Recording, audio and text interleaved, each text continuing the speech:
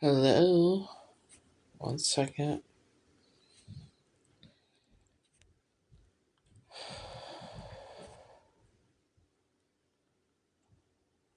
Good enough. Hello, hello. Lord have mercy. I hate this fucking phone. Gotta go live and then it takes me fucking forever for the phone to actually work and cooperate. I love it. If you can't tell, I'm being fucking sarcastic. Shit. Oh, shit. Lord have mercy. Fucking hate the goddamn phone. I fucking hate Spectrum. Oh, fuck.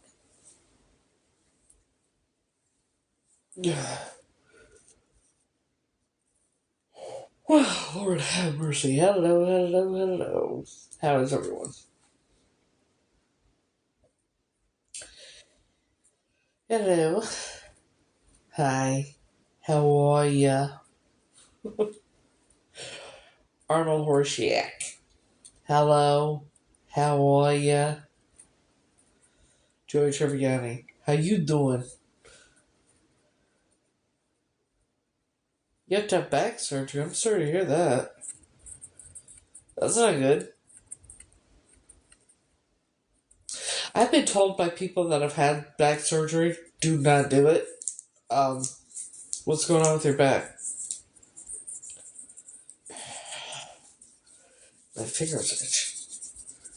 That's fucking usual. I don't know why my fingers itch like they do. But they do. I will. So I've been making videos exposing these punk bitches, right? Ooh, that's not good. That is very, very bad. I'm sorry to hear that, hon. Rest. That's all I can say. Rest. And that's easy for me to say. Do as I say, not as I do. Do as I say, not as I do. So I make... Yeah, just, be careful. You'll be alright. So I've been making videos exposing these punk bitches that look like they were in Dungeons and Dragons and Pokemon and then were bullied, got out of it, and then ended up in the Masons and shit, right? And I had commented a bunch of stuff on this Mason's daughter's video because she's spewing nonsense and BS out of her mouth. They're good people and don't believe in this, that. They fuck off with that shit. And so I commented and with the documents, and someone.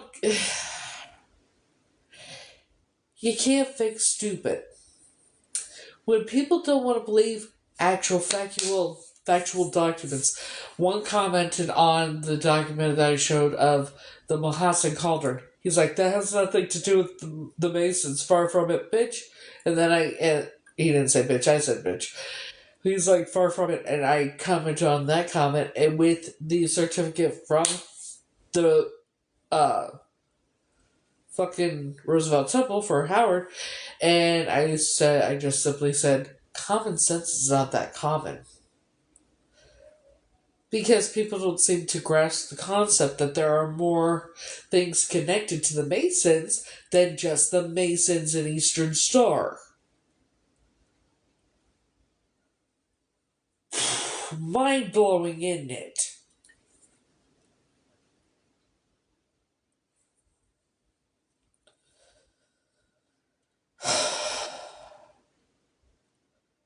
Like, dumb.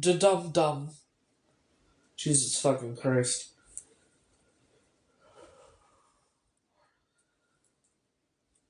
You know? So he commented on the one there I had the certificate for Mohassen Cauldron. That's connected to the Masons.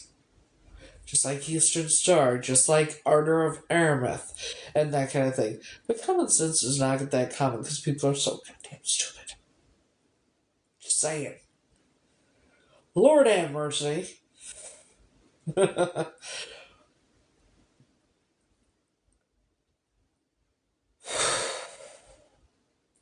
Fuck sakes. So,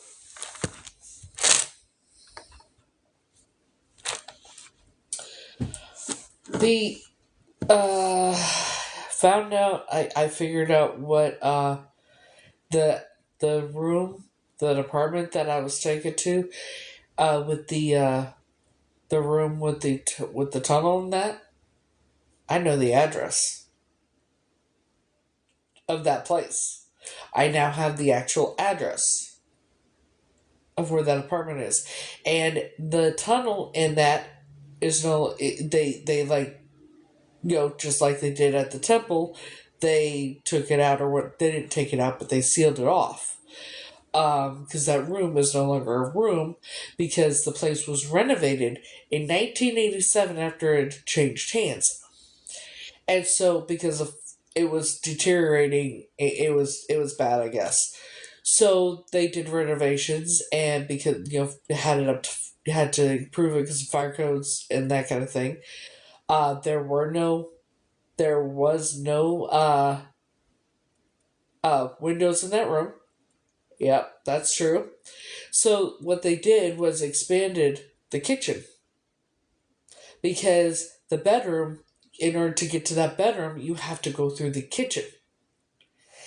And because they upgraded it or whatever, it was no longer there. But I can tell you it was apartment number 2. It was it's one of the apartments in there. But if apartment 1 is on the left, then it would be apartment 2. Because I do remember the layout of the living room. If you went through the front door, because you go up the stairs and then there would be the door. And when you open the door, right across was where the fireplace was, and it had olive green, puke green carpet. So yeah, I know the address of the place. I also know what school I ended up at when I escaped,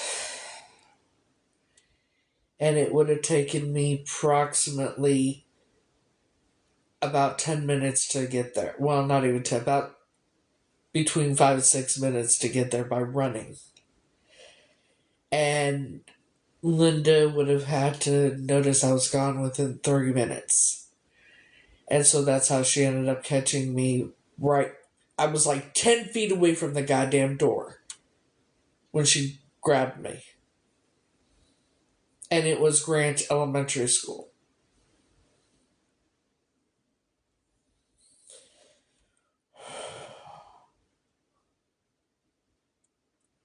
And I had to have gone out the back. I would have gone out the back and then gone through the backyard to the back and then gone all the way down to where the street was and then up. I don't know why I wouldn't have gone to any of the houses, but I didn't. But yeah, that's Grant Elementary School. And because I'm like, I looked at the pictures, I looked up and looked, I'm like, that doesn't look right.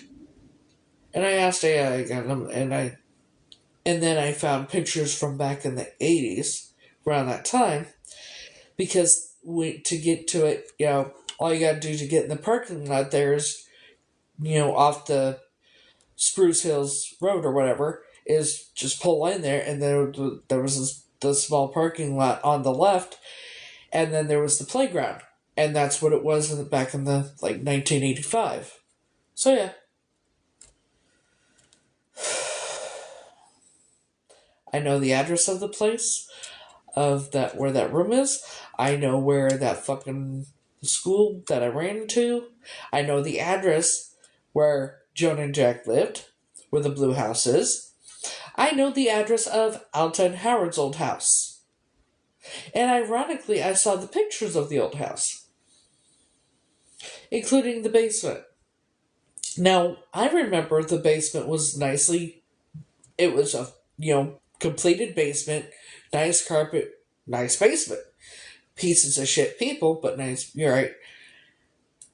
I look at and I'm looking.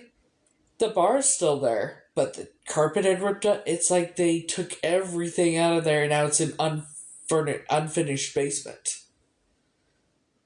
Why would they do that? I wonder.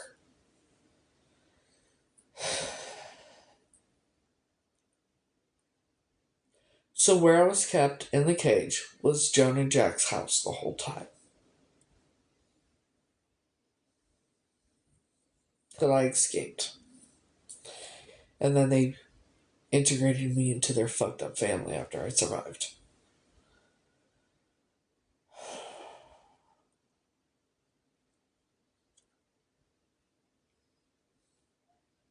And I figured something else out too about that doctor who put the shot in my hip because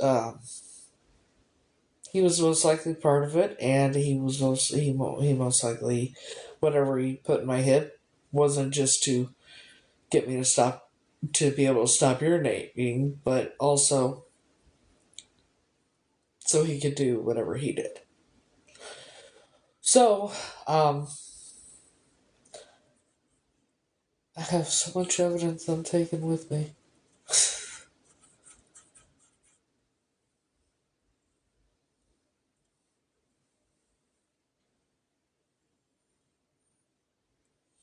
And the only thing that gets the buzzing to stop is the that perfume sprayed on a scarf. I can spray it on myself; it dies it down. But something about the material of the scarf and the perfume together.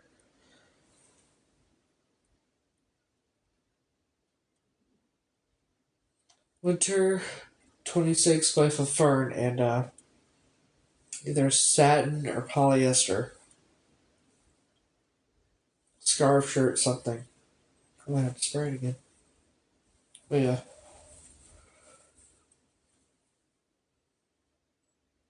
Because it feels very familiar too.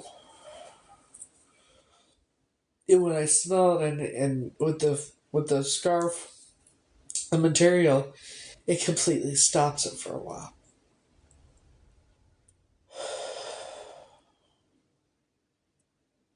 Thankfully.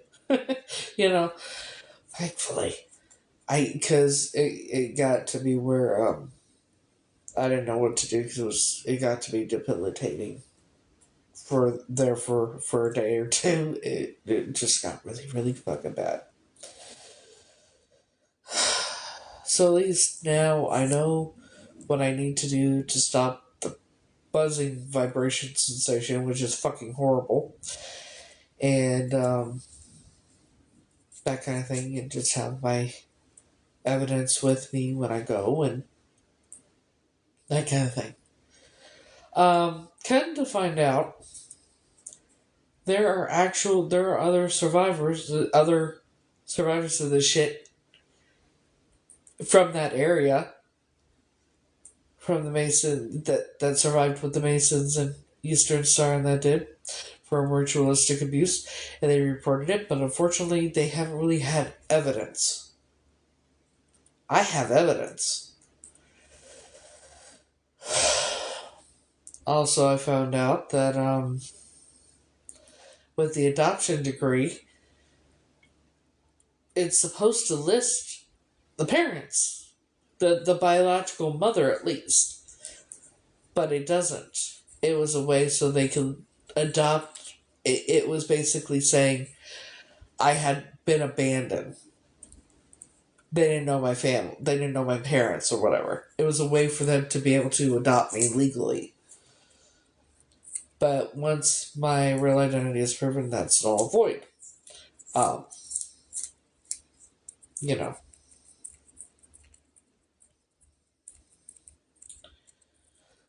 So, the sooner I get this DNA, go do this, the better. You know. I'm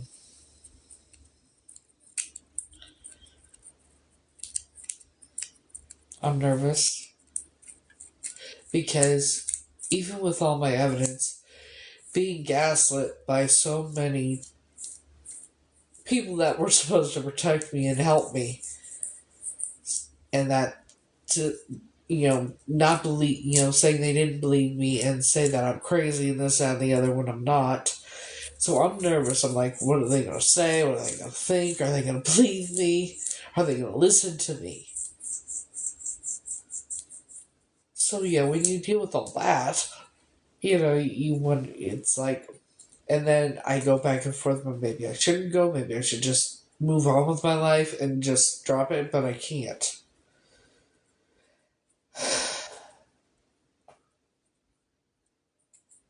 There's times where I think maybe it would be better if I just dropped it at that, but I've come too far. And seeing that picture, the picture triggered me the way it did, um, it didn't trigger me for no reason. It just, I don't remember exactly what all happened. But my body does, my inner child does.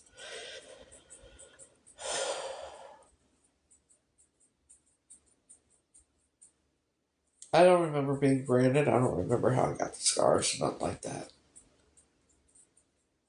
But I'll tell you what, they go to that apartment, and I'm sure they will find evidence. Clearly, all they have to do is do the luminol or whatever on the fucking floor, and then use their iridescent whatever, and they'll find my blood on the floor, you know, at that apartment,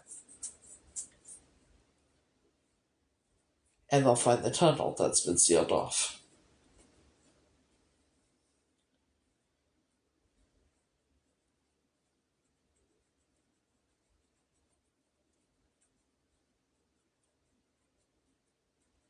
I'm not sure exactly what apartment number it is, but all they gotta do is go by my directions, go through the door, go up the 15 steps, and it's right there.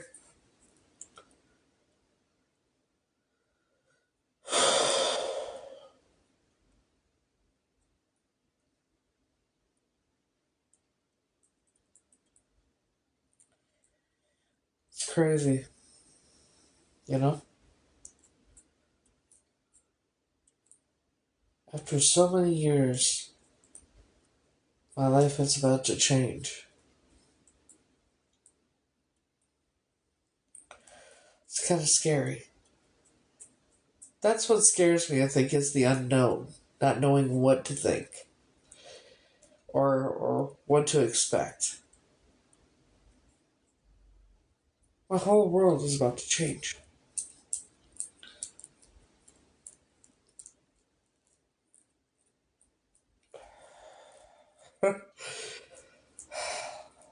UK, here I come. Shit.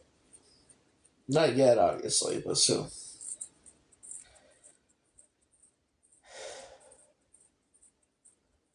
The fact that Operation Mute might actually already, because I'm in the United States, because the reporter reached out to me. He is a seasoned reporter for the Daily Mirror. He most likely has told Operation Mute about me, and they might very well just be waiting for me to come over there because they know I'm coming. So that might be what's going on and why I haven't heard anything. But there was that one night that someone was on here reassuring me that it would be okay, that Operation Mute wouldn't, treat me like a suspect, and that they would listen to me and things like that, and because of the evidence. Seasoned reporters would not. A seasoned reporter isn't going to tell someone to contact the authorities that are involved in a case like this if they didn't they didn't believe that there was evidence to suggest that you need to do this.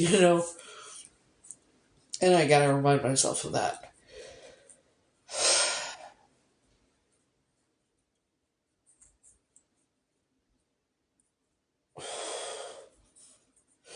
It's a lot. Shit. And my emotions are like a fucking roller coaster.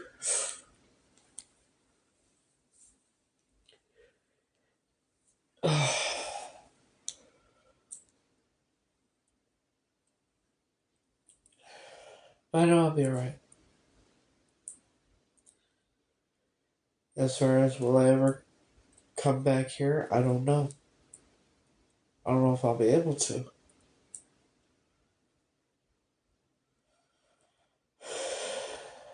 Probably not for a while. At least. Which means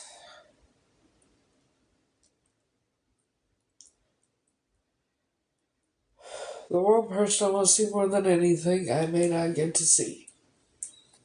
Unless he comes sees me before I leave.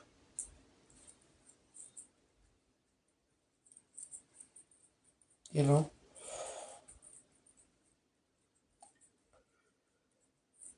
I love that if he went to London with me.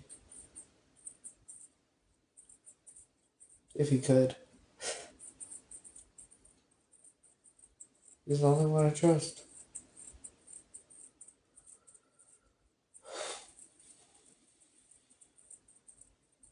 You know. First one that didn't make my skin crawl. Him and his family. First ones that never made my skin crawl. Shit.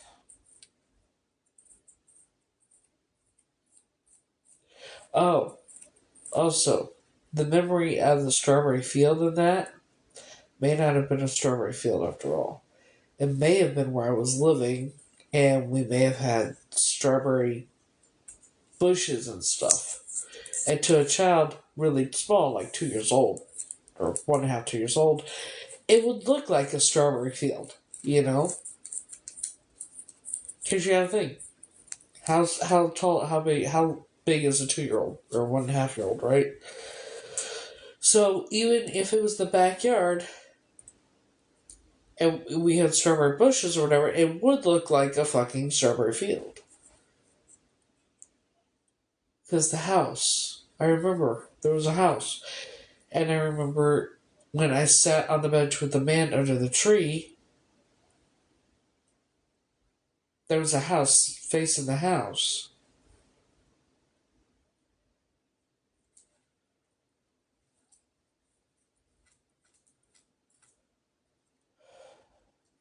I remember the coloring. I remember the stone walkway. I remember the top of the house. They had the M thing. The M thing. You know, they were red, like reddish brownish stone, like brick. I guess it was the best way I could put it. That looked like the brick color. And it slanted. It was one story. And very green grass. Very, very green grass.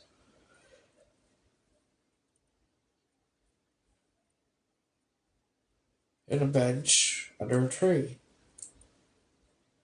I sat there with the man.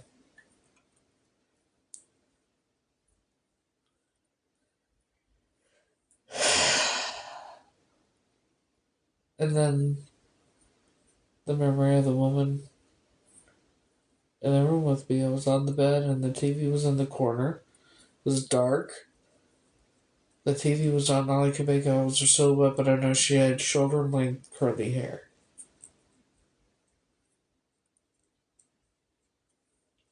Which I've said multiple times.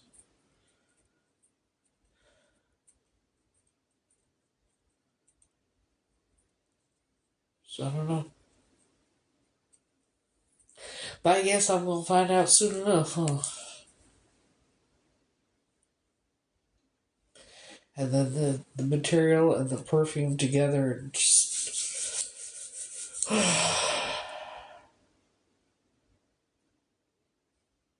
2-year old. I would have been less than 2 years old. How tall is a 2-year old compared to strawberry bushes?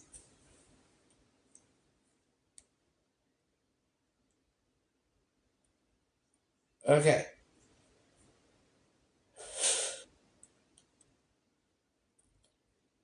Yeah, think about the height of a 2-year old.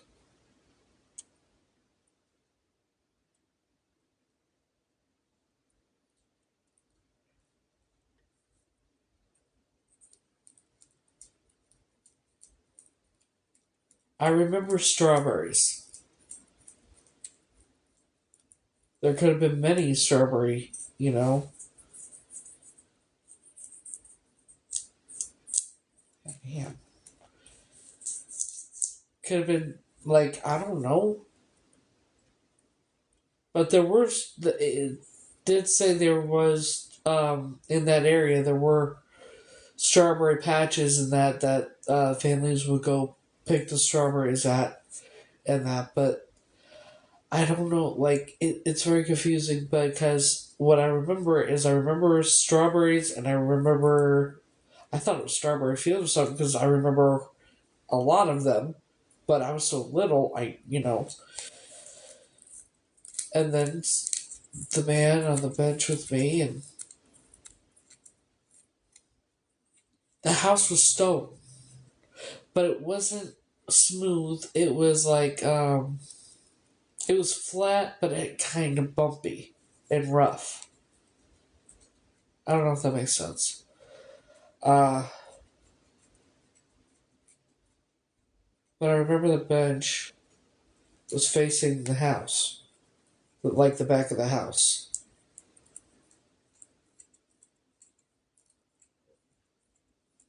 Uh, blue overall. I was wearing blue overalls and white tennis shoes.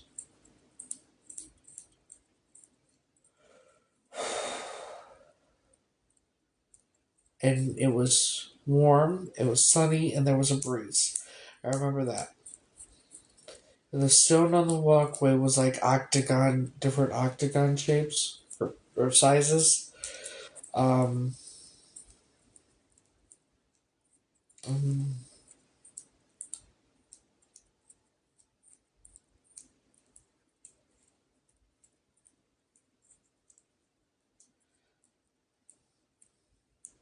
not really. Like I can't really.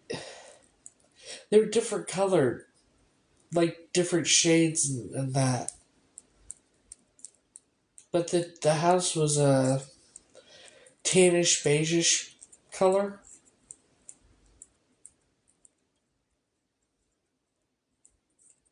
It's frustrating. And then the memory of the Christmas tree, where the TV was on the floor, the Christmas tree, and then the window. And the Christmas tree was a very dark green, but there was no ornaments on the tree. And I remember I was sitting on the floor in front of the tree, and the TV had some sort of Christmas parade or something on it. There was a Christmas parade or something on TV. I remember that.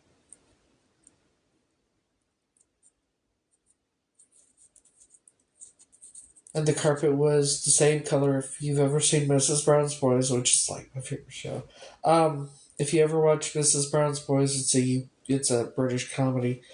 It's the same color that they have in that show for their carpet in that show. And then the roadside motel with the two adults and the child that was older than me.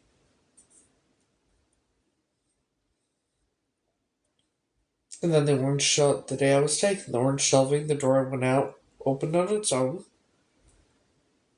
And the next thing I remember the white building and going up to the person in the gray suit with the gray hat that had the red feather towards the front of the building. And then the next thing I remember was waking up in the back seat of the car.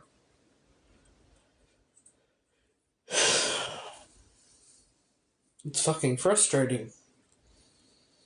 And I'm not gonna know what my memories mean or where I was at or anything until I find out who I am for sure.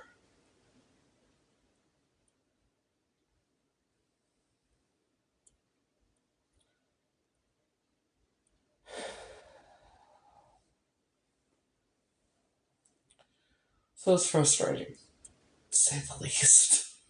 You know? I try to make sense of it.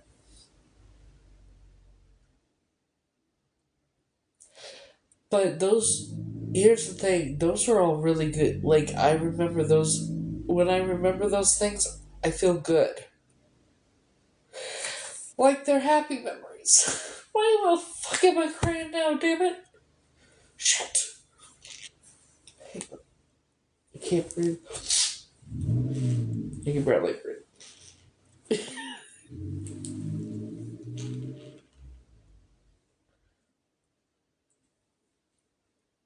It's the only thing that stops the buzzing feeling that I fucking can't stand.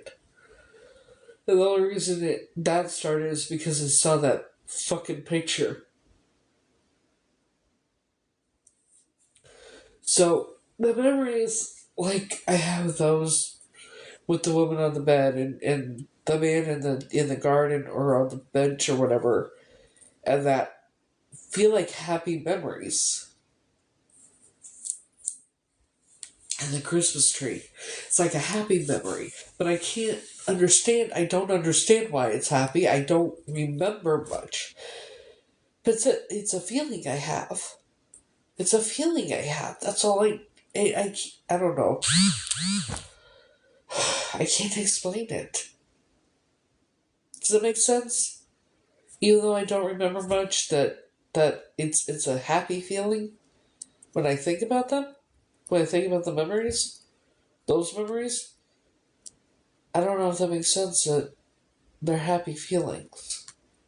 The like they're happy memories, but I don't remember why they're happy memories.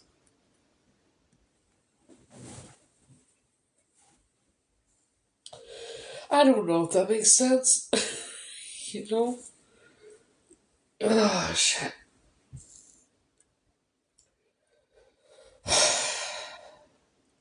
It's like the only happy memories. The only memories that really make me happy. And I don't know why.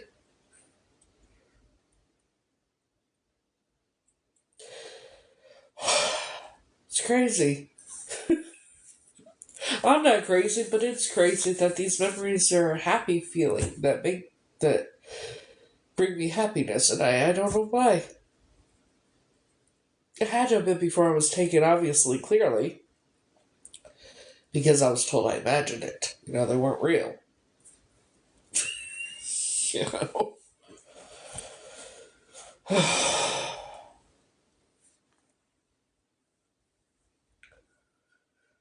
Shit. So, have I gone to the UK yet?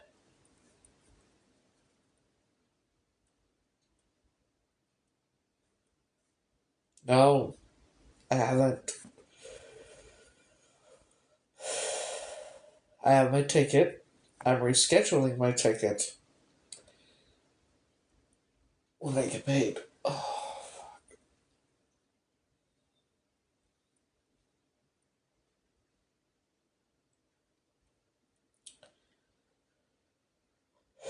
the sooner I go, the better.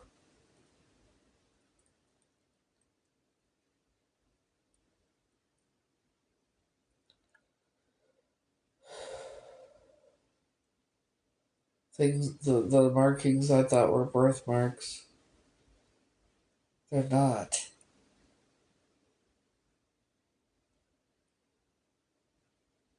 Well, maybe they are, but they're most likely, they were most likely put on me. But I won't know until I get over there. You know? And,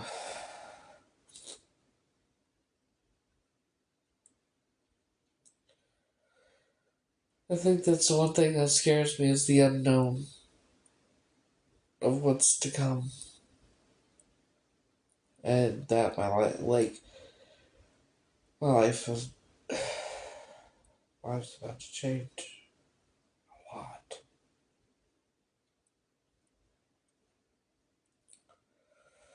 So, that's what I'm dealing with now.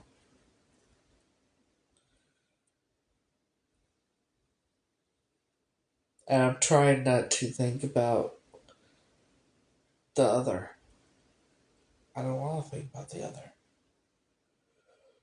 But finding out more and more every day, I'll tell you what, that's interesting. The fact that I actually know where the house is now, where that was turned into apartments, the address of it, the fact that I know where Alton How I know Alton Howard's address and the address of the blue house.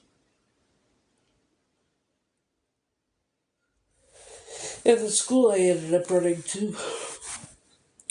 It's interesting that I ran all that way, and I could have just gone to one of the houses. I don't know why I didn't run to the houses. One of the houses, you know. That's I don't. It's driving me crazy. Why wouldn't I stop at one of the houses? Maybe I knew.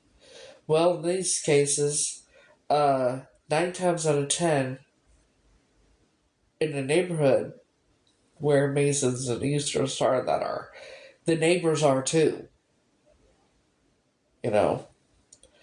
So it's quite possible the reason I didn't go to the one of the houses was because I knew not to go to one of the houses. I went all the way up to the Grant Elementary School.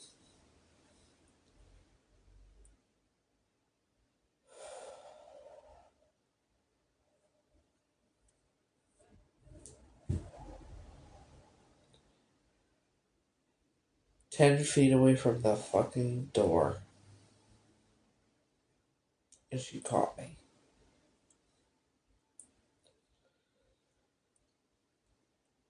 I don't even know how I escaped. I had to have gone out the back though.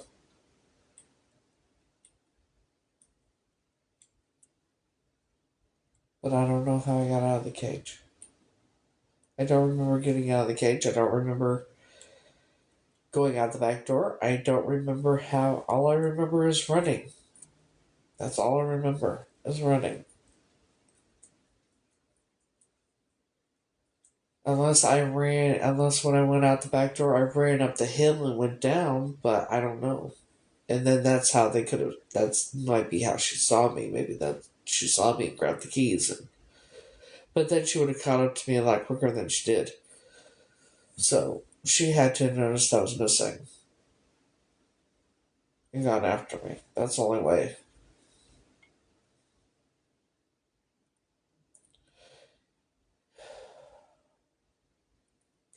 By all accounts, it was probably in 1985. And I found out that the chili dinner thing that they had was in October of 1985, that year, um, when they took me to the temple. So it was probably September or October, September or October that I escaped. All I know is warm. It was sunny and it was warm when I escaped. Hey, hun. That's all I remember is sunny, warm, and running. Terrified. 10 feet away from the goddamn school door. And she caught me. That had to have been my first attempt. Very first attempt. Hey, hon.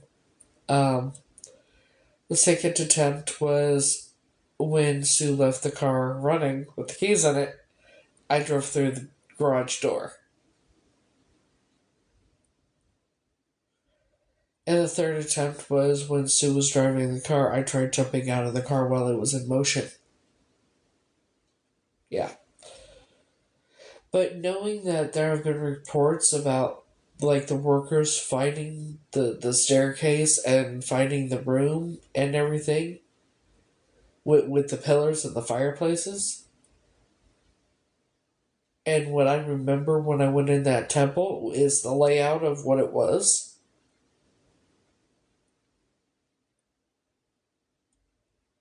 And then other survivors have reported the same exact thing that I've said in Davenport, Iowa, but in the Quad Cities they have said this. The survivors have said, yeah, witnessed the same shit I did, went through the same shit I did, but they didn't have evidence like I do.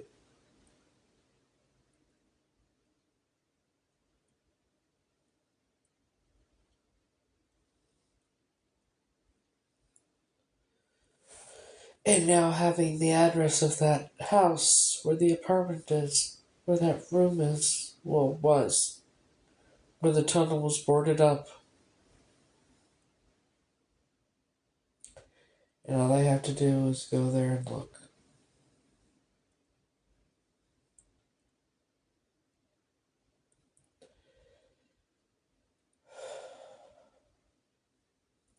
And go through it and watch it end up back at the Masonic Temple.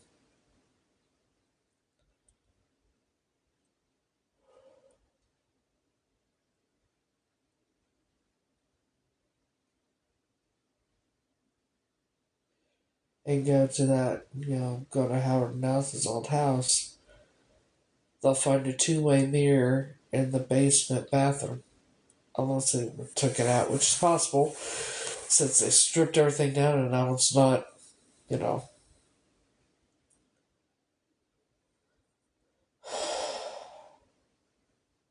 It's okay. I understand. It's a crazy fucking story. I get it. Trust and believe. It's like, I've questioned myself, is this real? Did this really happen? What the fuck? Because it's crazy to me. Trust and believe. It is fucking insane to me. Never in my life. It's like Sands to the Hourglass. Story of the days for our lives, It feels like a fucking soap opera. Trust and believe. I would never fucking come up with this shit. This is insane. I had my life going and everything. I was doing good. Had my life on track and then fucking got my world turned upside down. Shit.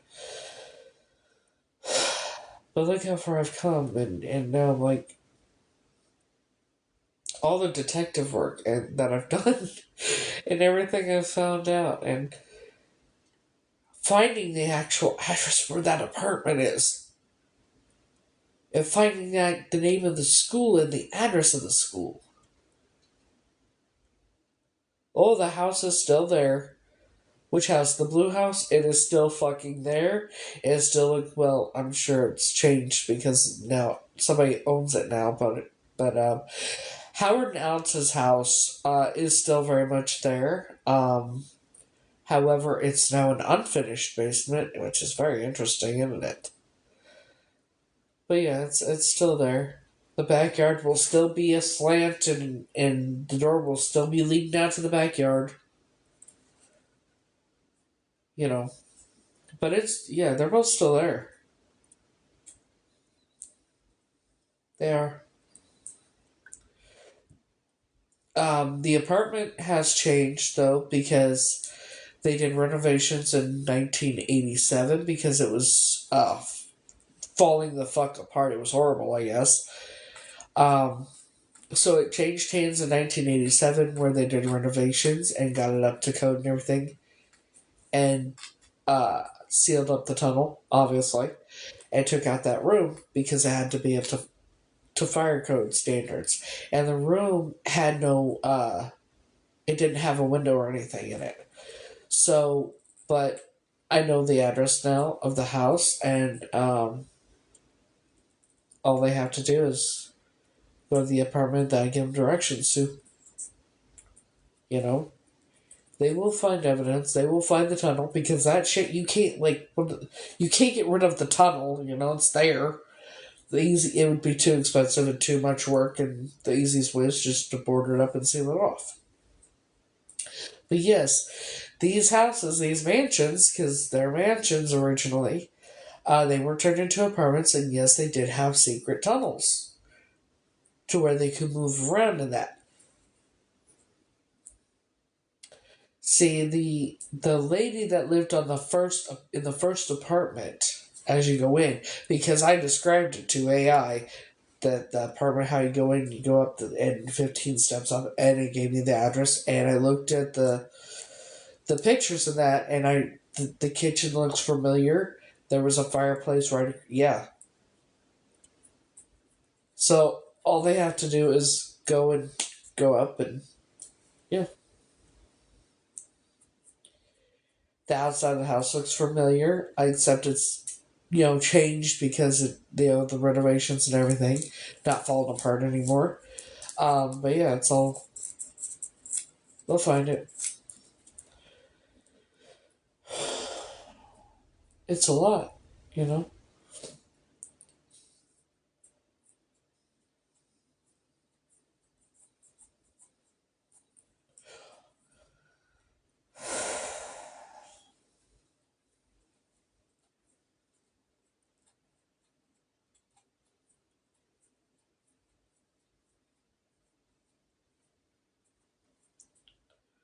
So it's it's a lot. But the other interesting thing about when Linda and Ralph took us back to Iowa just to have us adopted, well, that was a strategy because they needed a judge that was part of that shit to do it. Thanks. That's I'm just because of everything that's happened here with authorities here and that getting roadblocks and being laughed at by FBI agents and shit like that and having to record conversations and shit. It's just I'm nervous that I don't want to be treated like that over there, and I'm afraid it's gonna happen. And even though I'm probably overthinking it, and it's not going to, I don't know. But it's a fear because I've been gaslit and brainwashed so long into thinking that that's nobody would ever fucking believe me. You know that authorities won't help because they never have.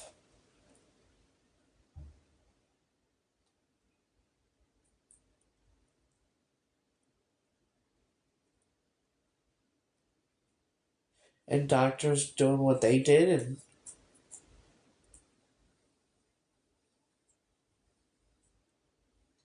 so it's like, am I gonna get help? Are they gonna listen? But I guess the fact that a veteran reporter, uh, you know, who's been doing this for so long and worked on the case, for so long and everything. I guess when they say your first protocol is Operation Butte, that's a sign that they see the evidence and there's reasons. Um, well, I'm redoing my ticket when I get paid, so soon. I'm not saying when for obvious reasons, but soon. Um, Next month sometime. That's all I'm gonna say. Because after all this, I need to do it like now. You know, the fact that I'm remembering more and everything, and also that day when I was writing down my memories, and I stopped writing them down because when you write it down, it makes it real, and it's too like I can't right now. You know. Um, but when I was writing that day, and it felt like someone was pushing my hand down and forcing me to write. It's a child's handwriting. Um, that's normal. That's to be expected. That is normal. So when the child wrote down the 500 traffic to over 500, yeah, it's something I don't remember, but the little girl inside me does.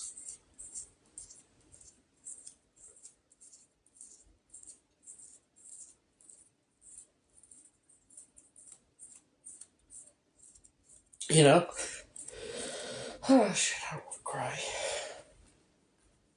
I cry more now than I have in my fucking ever before.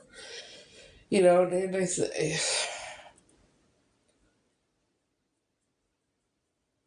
I don't know why, but I do. And, with all this, it's not just, you know, it comes back that I am Catrice.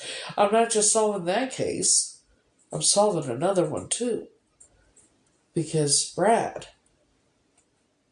was kidnapped too. And I'm pretty sure he's Christopher, I can't pronounce the last name, but a child that was taken from Colorado Springs in 1986. I'm pretty sure that is him. I'm not positive, but he looks like the age progression, ears and teeth and all. Hairline, yeah. So that'll be solving that too. And because authorities don't want to do anything with that, well, it's been so long, there's nothing we can do. Fuck you, yes, the fuck there is. They were all interested until I told them who the family was. Even when you have evidence, they don't want to fucking do shit. It's because it's all fucking corrupt. So, hopefully over there is a lot different than over here. And I hope they listen and they do the right thing.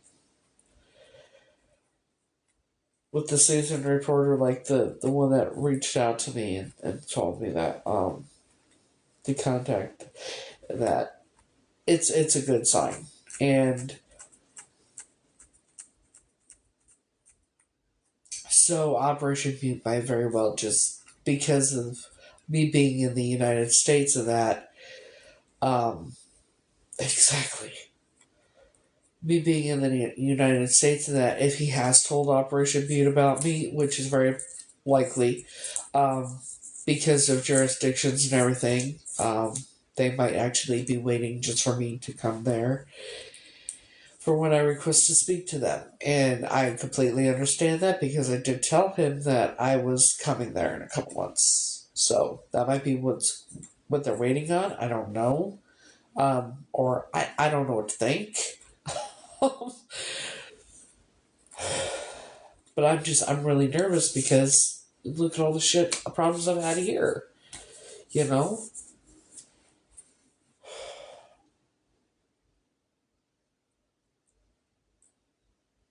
Things that should have been reported to the police, that had been reported to the police, they never went anywhere. And, like, fucking in 1999, when I was in Mountain Crest for trying to myself, I told the therapist what Linda's stepson did in that, and so we have family therapy session. Everybody was there.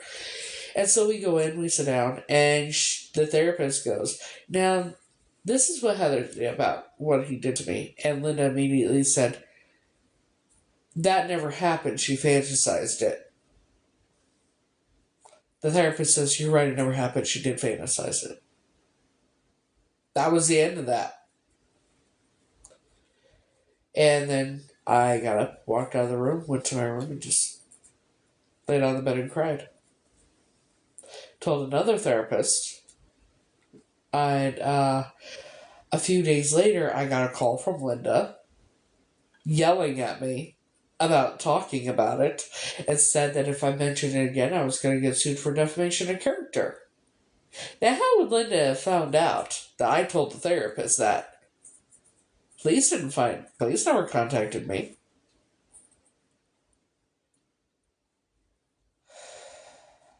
Just like when I had my youngest daughter and they told me that they had to go in manually to get the placenta out because it was stuck in my uterus, they had turned off that epidural because I felt every fucking thing. They were supposed to sedate me to do that. No, they did not do shit.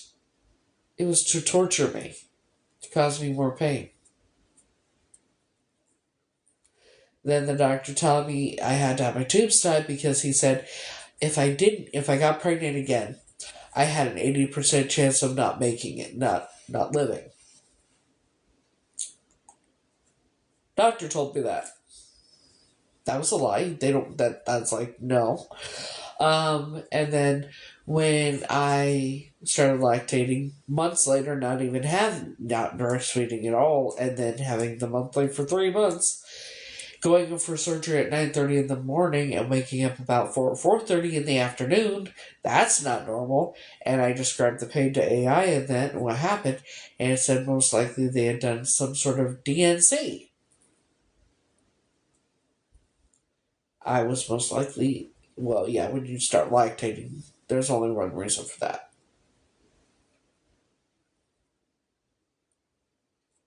Or I could have been pregnant and it was a forced birth, and the baby could have fucking survived, and I don't know if I have another kid out there.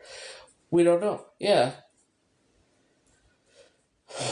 Then I was having the problems, and I went to another doctor, and he said that he thought I had something endometriosis. It's endometriosis, but it's on the inside of your uterus. And he said the only way to find out is to do. They would have to do a biopsy and take the whole uterus. That was a lie, but I didn't know that till recently. So not only did I have my children stolen from me, I had my ability to have children stolen from me.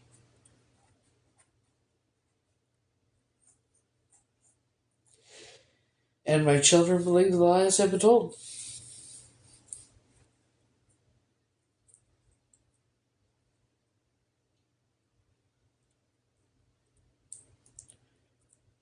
Yeah, I didn't know that this was back in 2008.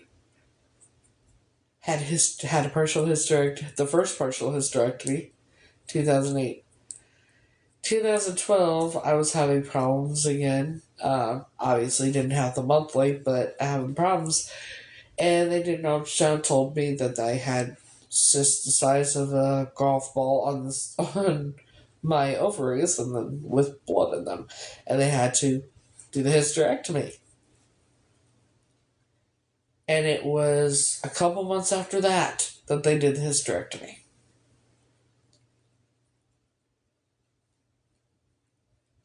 Come to find out, if that were true, they would have done it right away.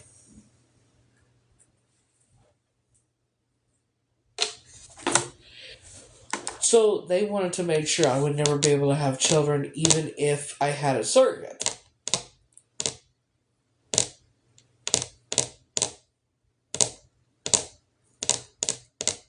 So yeah. Now you think these people want women to have children and babies and shit, right? So why the fuck did they, like, it's crazy to me. Motherfuckers.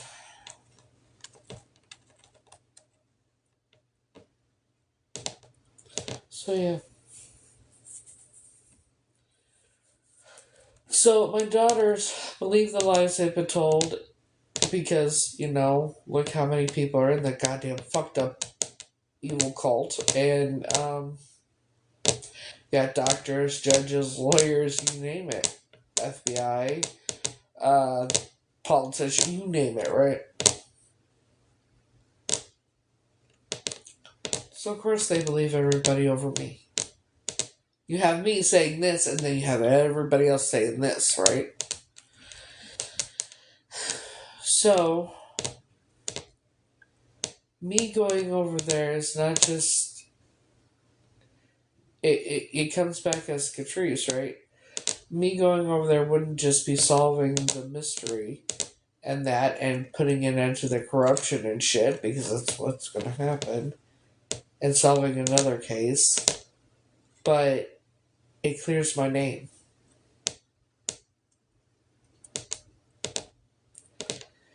All the shit that's been said about me and made up about me, and all the lies. And I'm not talking about just on here, I'm talking about the shit I've been fucking diagnosed with just to keep me in a medical chemical straitjacket shit. And to discredit anything I would say to where nobody would believe me. It'll clear my name. And everybody will know the truth about me. The real truth. I've had to defend myself for so fucking long. Show proof of everything and that, and I still feel like at times I have to keep showing evidence that it is real and that I am telling the truth, because otherwise nobody will believe me.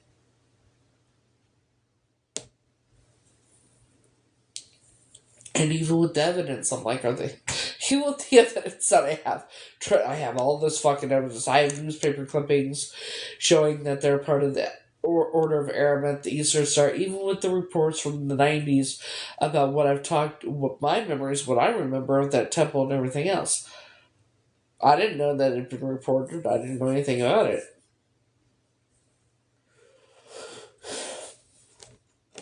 Even with everything I have, yes, I am. As soon as I get there, I'm going to ask to speak to the proper authorities who I need to talk to, and then I will talk to them, and that's when everything changes. When I say everything changes, I probably won't be, once I get over there, I may not be going live for quite some time. Changes.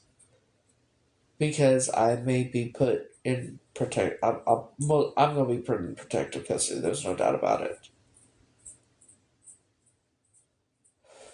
And these people are going to spend the rest of their lives in prison. Like, no fucking joke. You got charges for kidnapping, fraud, you name it. You got all these fucking charges, trafficking, and all this shit. That's life in prison in some of these places. They have to face Germany. They're gonna have to face Germany. They're gonna have to face the UK. They're gonna have to face here. Like, this is not no joke. There's so many things that they're gonna have to face the consequences for.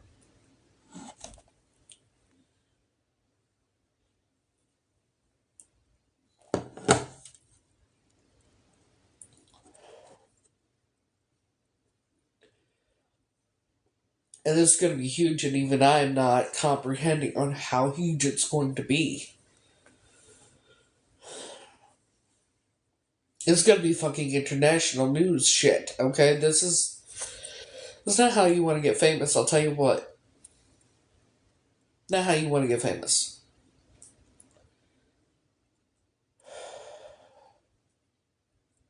But this is a high profile case over there. You know? This is a high profile case in the UK. And I'm like, but they don't know, like, that's one reason I'm not saying, because I know people from the UK are watching in that, and it's better. I don't want the attention and that kind of thing. It's not good to have that type of attention. I'll trust and believe, especially in the beginning of that, you know? Because, with this kind of case, they're going to have to protect me in that.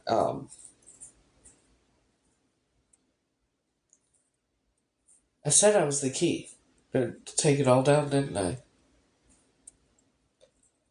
Just like I said, they were like Texas Chainsaw Massacre and the House of Thousand Corpses families combined, only more prominent. When I say these things, I don't realize at the time how accurate I fucking am. I said I was watching me be the one to solve my own kidnapping. I said it. Yeah. Yes. She was. Just like Jim Carrey.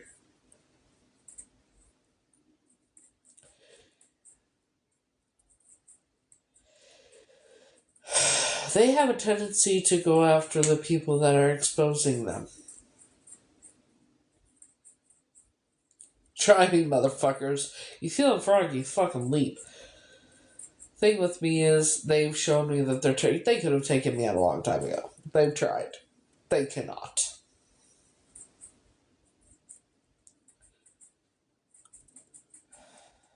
I think whatever they did in that room I think because of what they did, I don't know if this is gonna make sense. Because here's the thing: when people like get close to me and get like One of two things happens. It depends on, are you on my good side or my bad side? Do I like you or do I not like you? Or are you pissing me off? That kind of thing. So one of two things happens. Either A, you become very drawn in, and like, yeah, or B, you become terrified, like deer in headlights look when you see me next.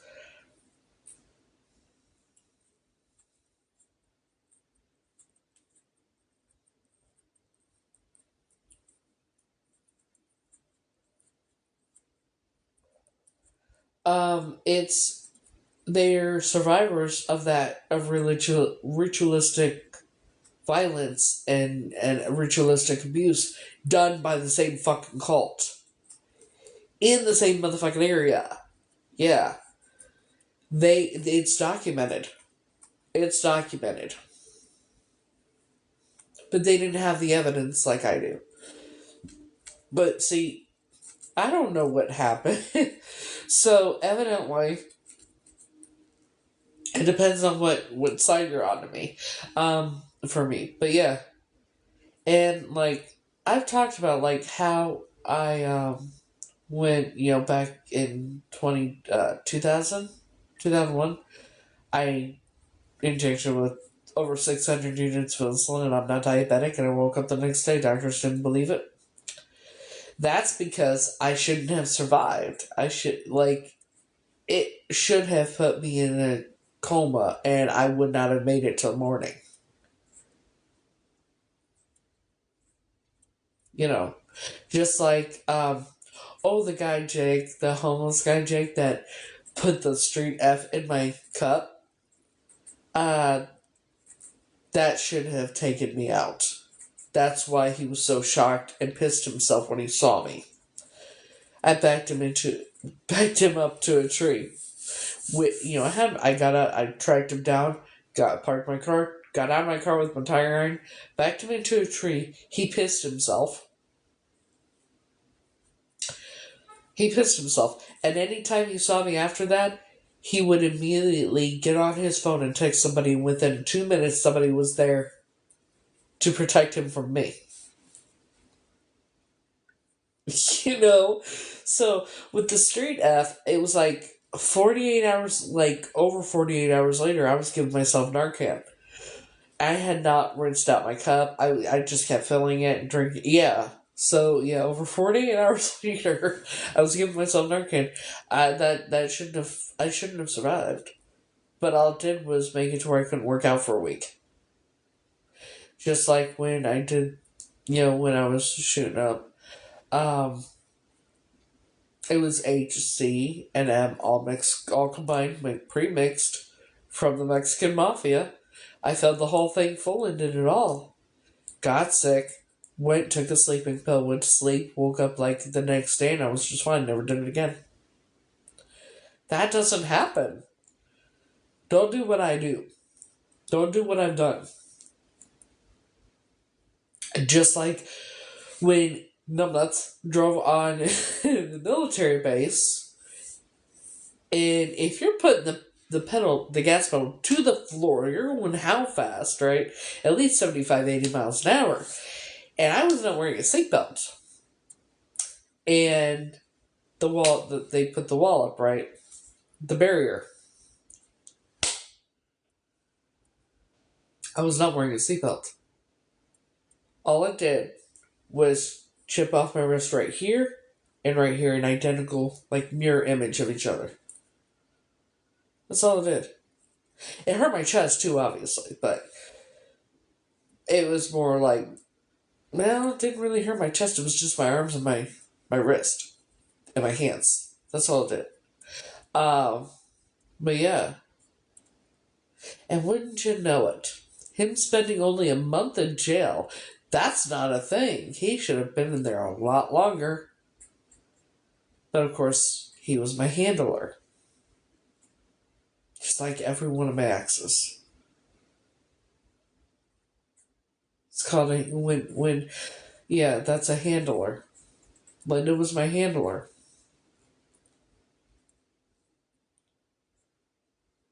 I was just, I was a high value asset to them. That's all I was.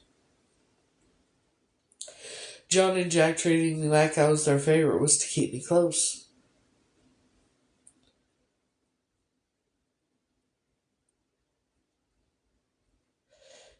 I think. So, yeah, the only time I've ever truly been loved, and I think maybe that's why I have the memories I do that make me that make me kind of happy, is before I was taken. Is because that's when I was truly loved, and those are happy memories that I made with my real parents.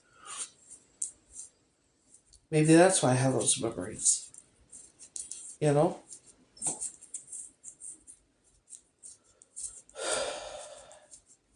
At least I hope that's what it is. Shit.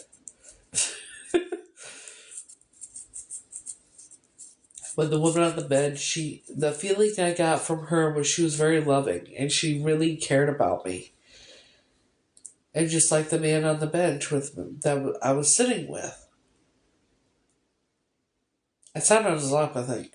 I was sitting on his lap, I remember. I vaguely remember.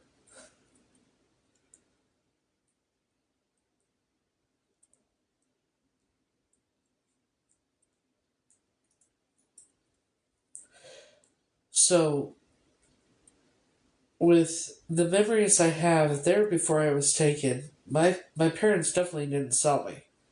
I was 100% kidnapped, you know. Because parents that. The vibe I got from them, from what I remember, they loved me very much.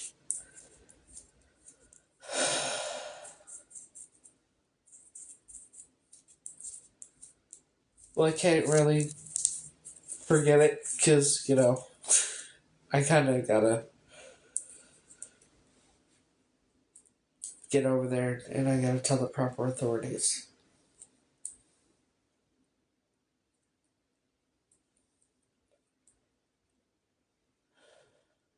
And I just hope to God they believe me.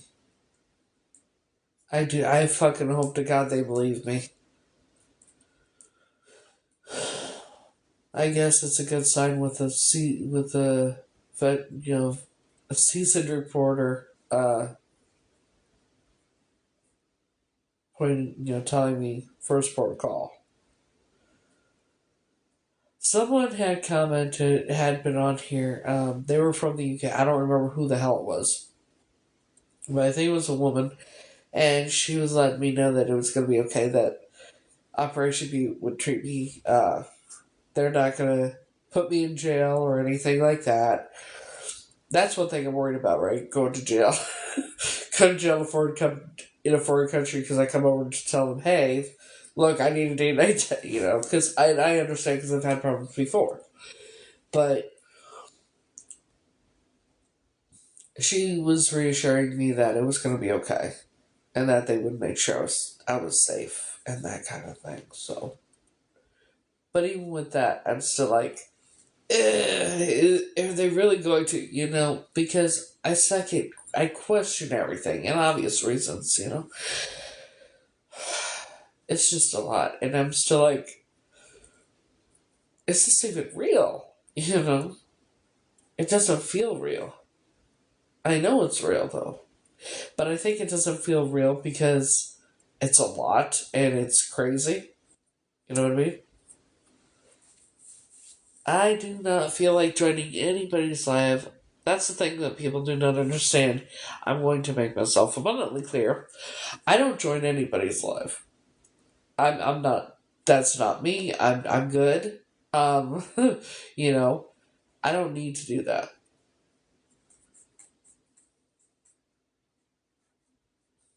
There's spaces all over the world, and they do this shit all over the world.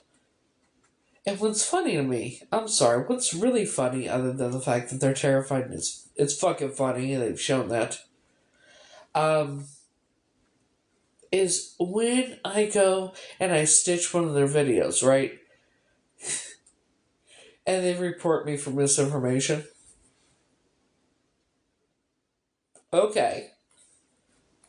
But then I stitched it again. I showed the documents, and they didn't report me then. And then when I say how their ritual rooms and that are underneath the ritual rooms and the tunnels and shit and what they really do, the horrific shit they do, it's under their temples, and that they don't like that. They don't like that. I don't give a shit. Um, but yeah.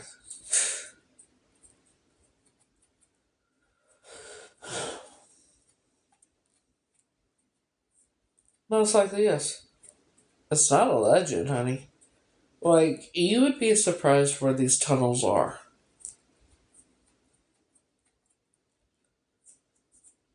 Like the tunnel with the in that bedroom.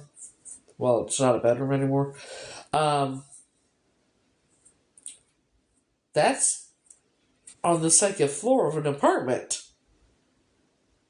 That's the second floor of an old mansion that was turned into apartments.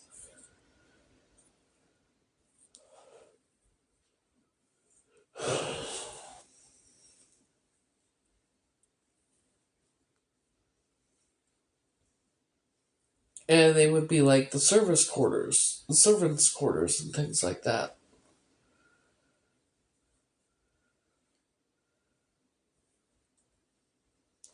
You know, you remember me talking about the tunnel? I remember the headlights on the ceiling, and it was just plain walls. And I remember the moisture on the walls, and I was hooked to something, but I couldn't move. Yeah, yeah. I saw a video, and evidently it's Jeffrey Epstein's page, and I addressed it. But I do remember, that's what I remember. I remember that tunnel. I don't know what it means. I don't know, like, you know. Yes, I'm playing with my. I do this when I get my anxiety. I don't know why I do this, but I play with my hair a lot when my anxiety goes up. Yeah. So that brings me to the next question. When with them doing that, why did they take away my ability to have children? That's what I don't understand. Unless I really am some mystical fucking being or some shit. I've survived things nobody would, obviously. And they seem to be terrified of me.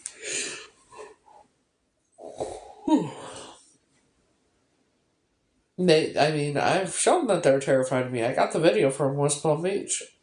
Or from Palm Beach Gardens. And motherfucker cops sat in the fucking small parking lot in the gas station for 2.5 hours. Never got out of his car once and didn't leave and go the other way till I was getting on the highway.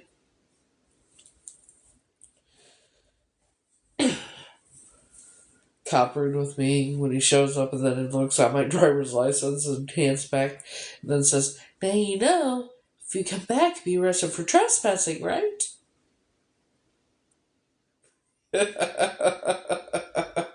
It's too funny. And I looked at the head motherfucker and I'm like, "It's okay. See, I won't be back.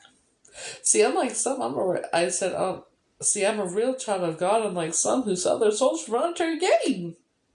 I just smiled when I said it. Motherfuckers, both bigger than me, went white like Casper the motherfucker from the ghost. Fear of God in their eyes.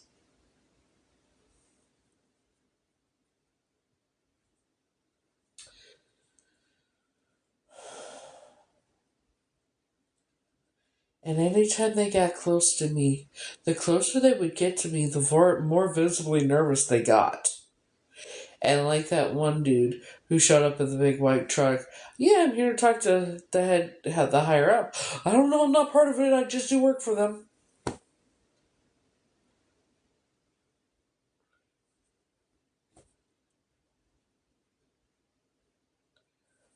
And he's supposed to be powerful motherfuckers, right? And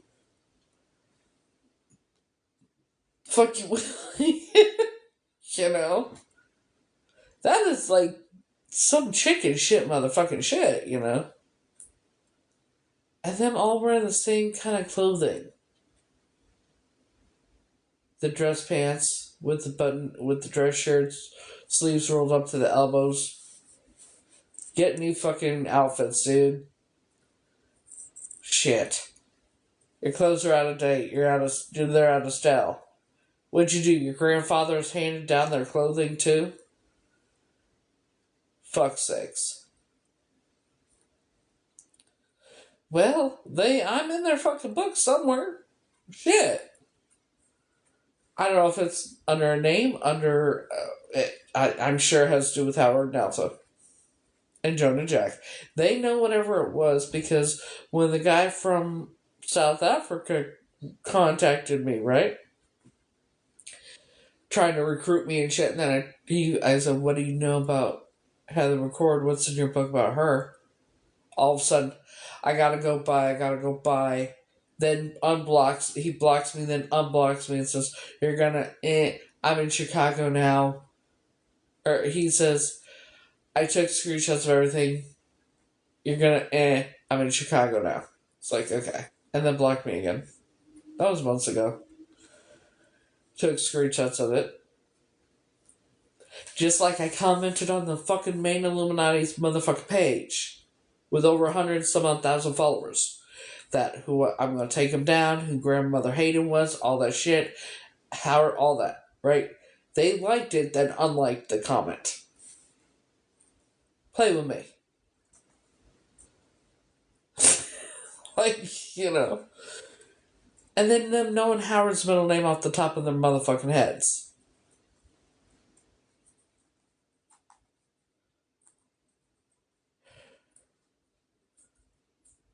Our captive went rogue. She's awake. She's alert. She knows what's going on. She knows what we did. Fuckers. They know I ain't scared of shit. And then the conversation I had with Linda, right? I was like, so they're part of the, Eastern Star. Oh yeah, I didn't, confirming everything I was saying. I said, so, great grandma, Alton Howard. So they sacrificed their oldest son, Billy, right? Oh yeah, telling me like she's what she had for fucking lunch. I'm like, oh, okay. And then I said, well, I remember being taken to the temple. I don't know, I wasn't there. Really. She was there. But, like, it's so funny to me that her tone changed like that so quickly when I said, I remember being taken to the temple.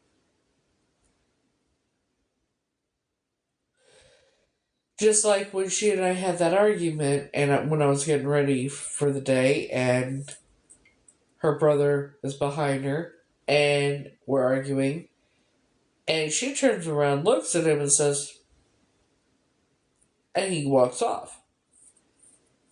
So, we, he went to work or whatever, we made up, whatnot. Same shit, different day. He gets home that night.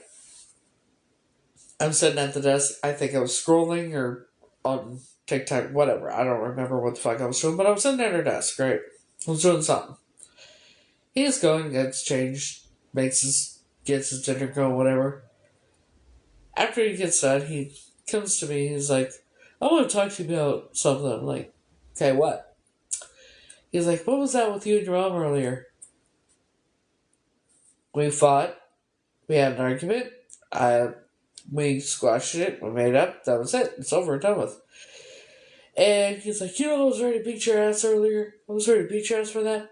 And I just looked at him, smiled, and tilted my head. Said, yeah, just like Johnny and Nacho and Terry and Brian, right? Meaning that and he dropped his jaw dropped.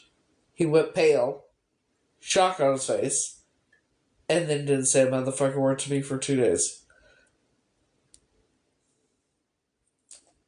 It probably was 1985.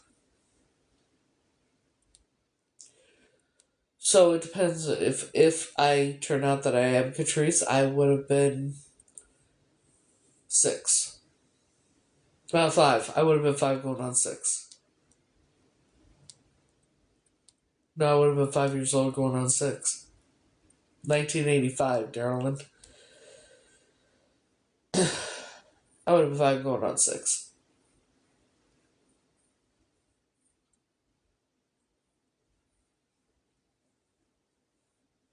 If I'm Catrice. We'll find out soon enough. No, I wouldn't. I don't know how old I would be. I don't know how old I was. The legal birth date I have right now is November 23rd, 1980. So if we go by that, I was 4 going on 5. You trying to make me older than I am? Shit.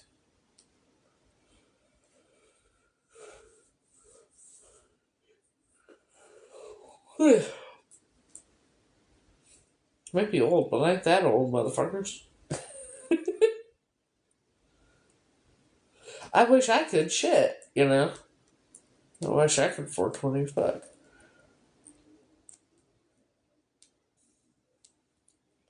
My first husband, I met him at Sue's. He was at the time engaged to a friend of mine that I went to high school with. Huh. And I was with Nacho at the time. And that's how we met. I went to visit, and then I thought he was a knight in shining armor, got me out of that goddamn, very extremely abusive relationship.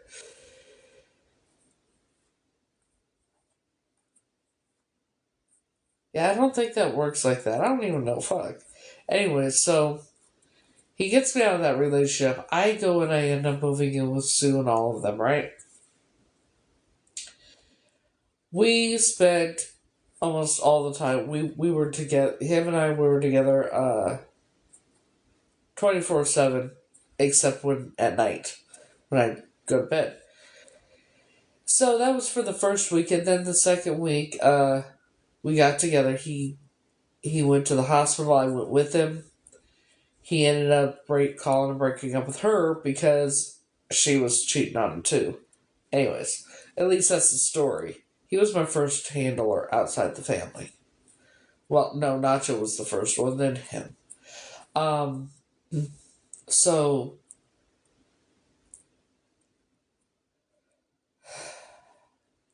we got together, and 3 days later we got engaged, and 5 days later we got married. No, 4 days later we got married.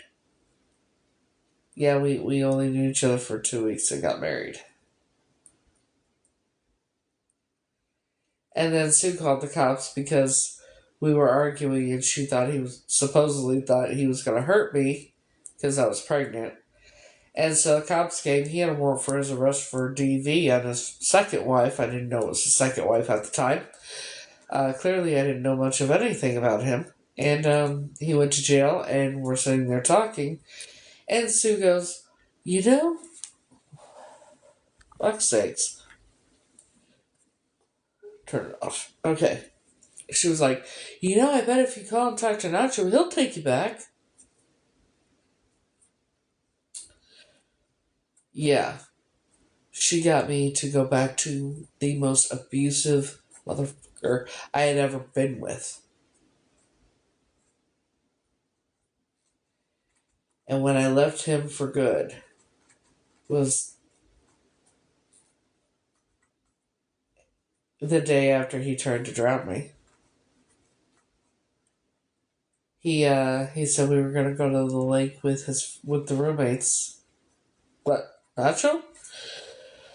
He said we were gonna go to the lake with the roommates, and we went to the lake, and he started pulling me farther and farther out to the water and tried to drown me.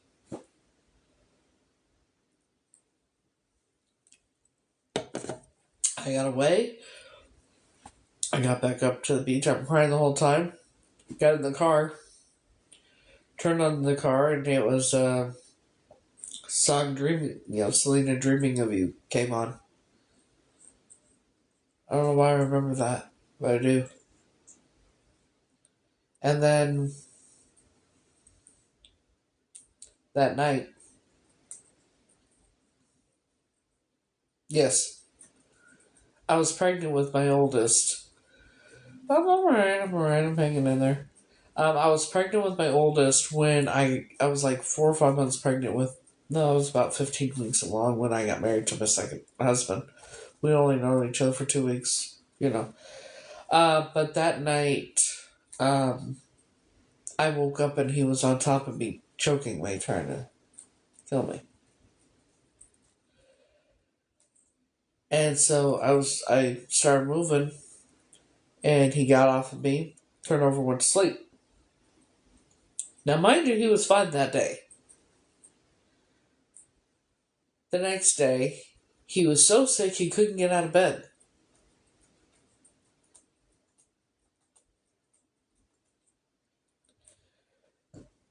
Oh, excuse me. And I said, I asked him if I could go see Sue. I don't know how he ended up so sick. He just was so, he could not get out of bed. No, he was not on, no. A divine intervention saved my life, I guess. I don't fucking know. But he was so sick he couldn't get out of bed. And so I asked if it was okay for me to go see Sue. And he said I better be back in an hour, 20 minutes, half hour, something like that. Some within that time frame. I promised him I would. And I left with my wallet and what I was wearing.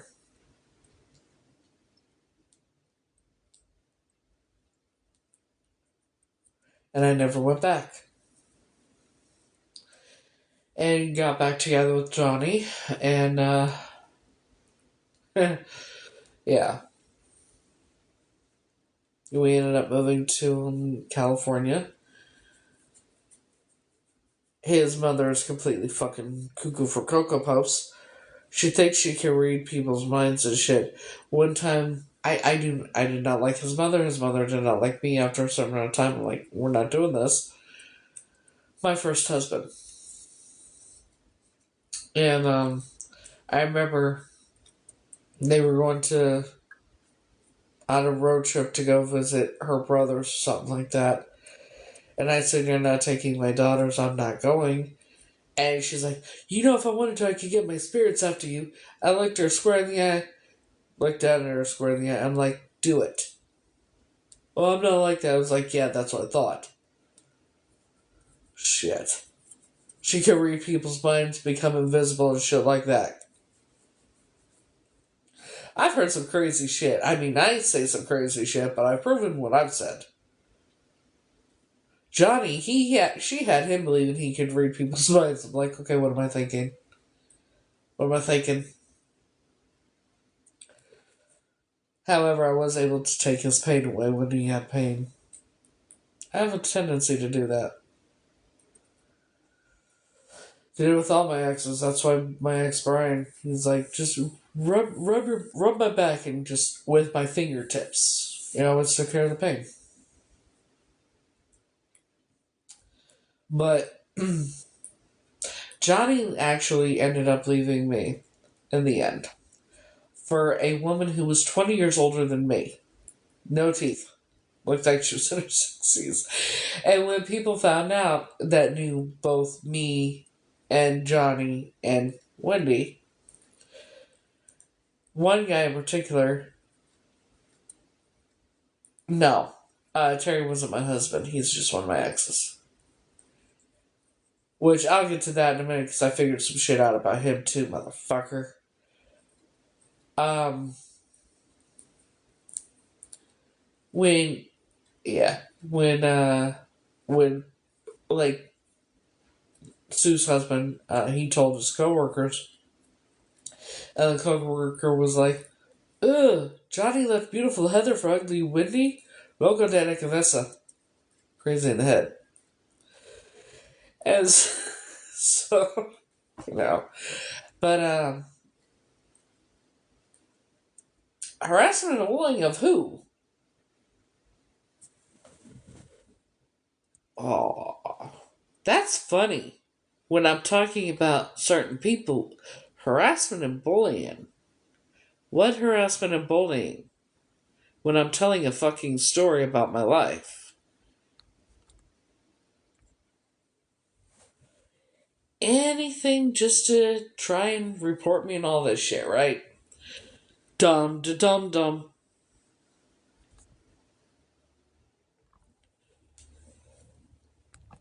I've said it once, I'll say it motherfucking again. You feel fucking froggy, fucking leap. You know where I am? Fucking come, step. But you're too chicken shit to even say anything on here. Oh good, I'm being recorded again. Anyways.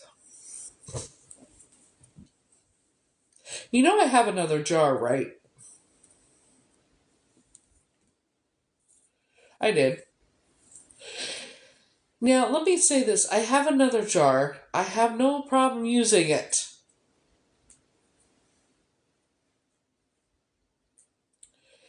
I don't need to know your name. I don't need your birthday. Nothing like that. Nada. All I have to do is put whoever is recording me, whoever's reporting me, whoever's live streaming me for the wrong reasons. Play with me, bitch. Freezer jar. Freezer spell. To leave me alone. But you want to play games. Bad idea. Or I could just start making predictions if you'd like.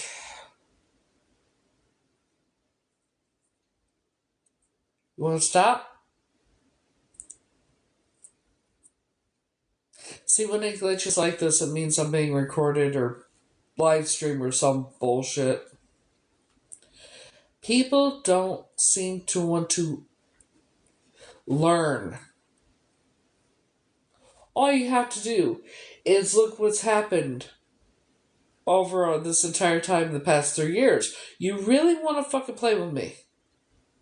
You really want to play with me after... Watch what's happened in the past 3 years with all the others. You really want to play with me? Every time I say I predict something and I say something's going to happen, what the fuck happens? It happens. Do you really want to play?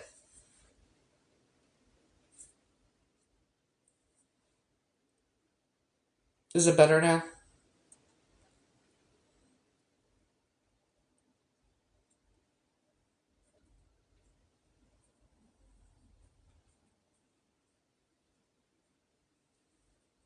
Okay. Anywho, to my mods. When you see some nonsense, just block and thank you. When you see nonsense, just block, please. Block and mute. For my mod, shit.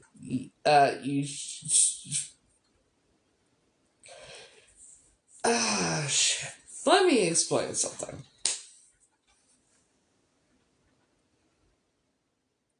That don't impress me much.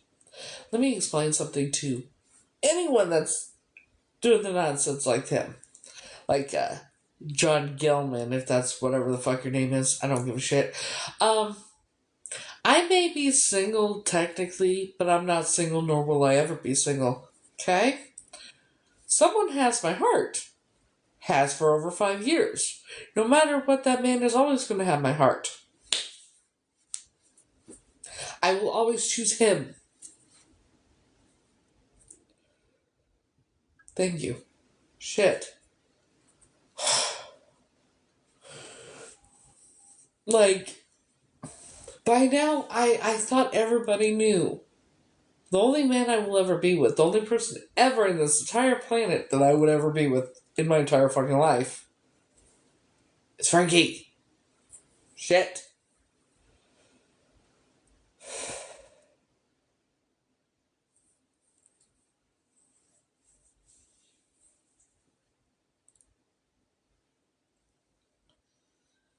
Like, do little boys like that, do they really think that shit impresses me?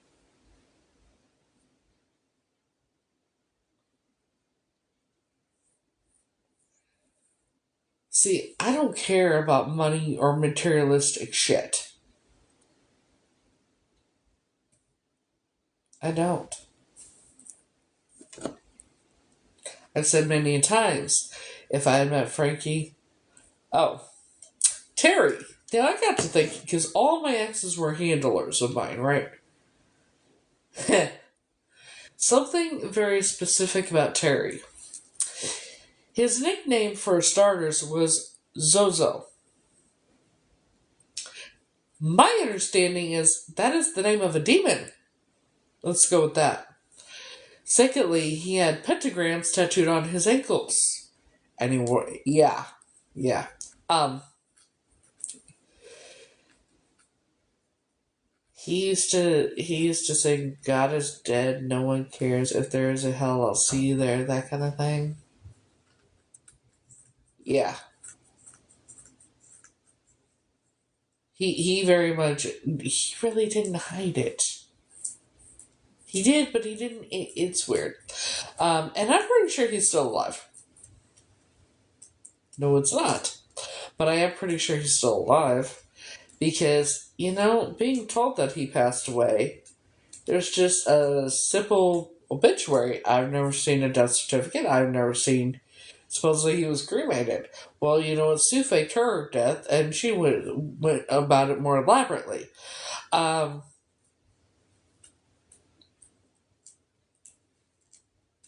you know, for all I know, he could be one doing this shit. I don't fucking know.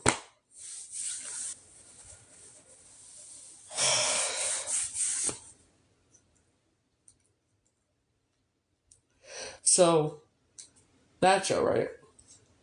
Nacho was supposed to be a one night stand. He was the one night stand that wouldn't go away and tried to me several times. Um, then there was Johnny. Then there was Terry. Then there was Mark.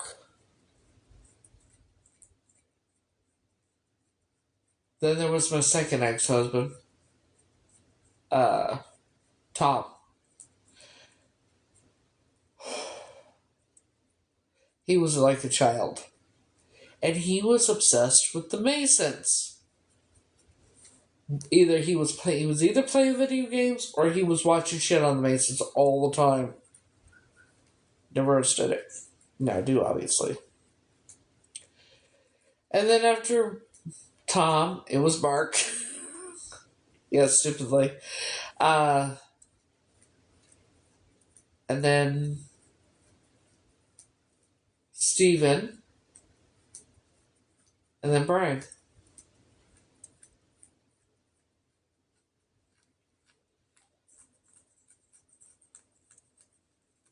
Those were my relationships.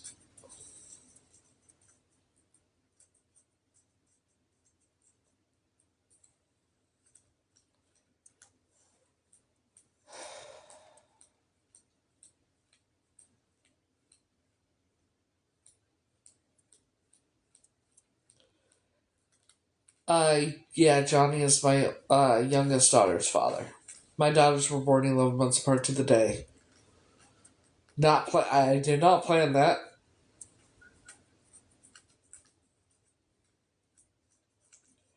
But yeah.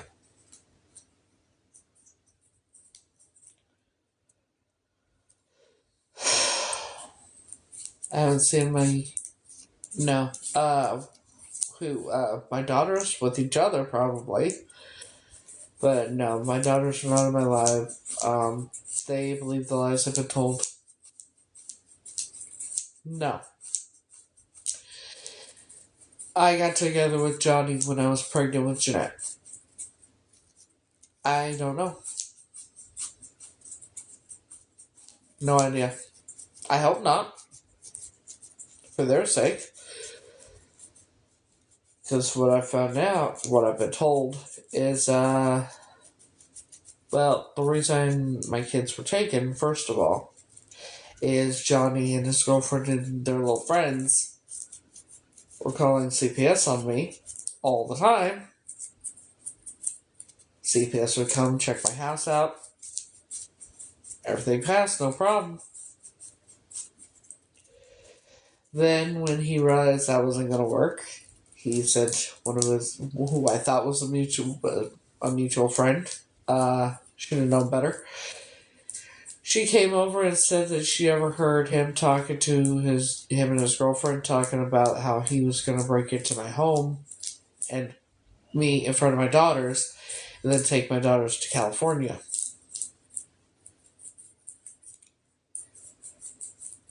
And so I was going to get a restraining order, do what I needed to do, and then I ran into another one. Name was Betty. Hadn't seen Betty in years, right? Oh my God, Heather, hi, how are you? And I told her, something made me told her, stupidly.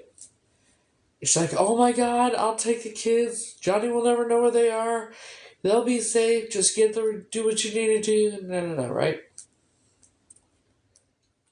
I stupidly trusted her. She was older. And so she got the girls on a Friday. Gave her $100. Gave her a gallon of milk. I always pack too much for my daughters and that. Clothes, toys, And so Saturday, I talked to my daughters several times that day. And went and saw them. Sunday, I get a call from her. She's like, yeah, I need you to sign power of attorney papers just in case I need to take the girls to the doctor or something. I was going to get a restraining order Monday. And so let me call you back. Terry heard me talking. Terry was right there. He's like, call her back down, get the kids back right now. No, I'm scratching my fingers because they itch. I don't know why it itches. Itches all the fucking time. Anyways. So, hands, stop it. So, he says, call her back down, get the kids back right now. I call. And I call. And I call. And I call. And I call. And I call. And I call. 2 hours later. She answers. They took the kids. They took the kids. Who the fuck took my kids? CPS and the police. I bet it was John and Linda called. Terry heard that, said, let's go. We got in Dara's car because we were in a throuple at the time. And we go to John's, and if I had not gotten in the house when I did, Terry would have been going to jail for, John. For unletting John. At least that's what it appeared. They wanted to make me think that. Now I know that.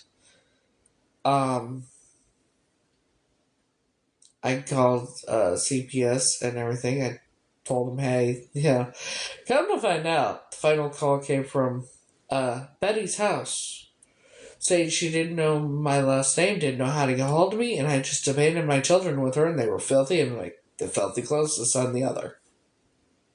I almost went to jail for abandoning my children.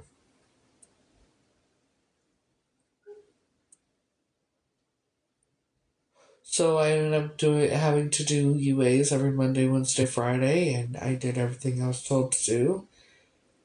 And I had to have a psych evaluation. Terry told me to lie and lie consistently because the judge would feel bad for me if I lie and lie consistently. That's how I was diagnosed with schizophrenia. Things like that.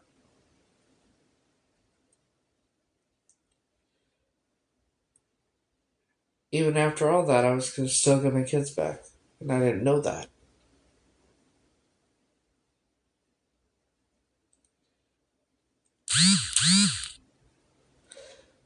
Week before the final court hearing, Donna Haynes, the caseworker, calls me and says she needs me to come into the office to talk to her. I go in there and she puts a picture down of my youngest daughter and I just started crying. She says, no, don't you want those girls to have a life you can never give them? And that the judge was going to terminate my rights and it was better to relinquish them. I didn't know the difference. And I believed her, and I wanted what was best for my kids. And so I sent the papers, and that was it. And I went to the final court hearing, and the judge asked, did anyone coerce you into signing these papers? And I said, no, I just want what's best for my daughters.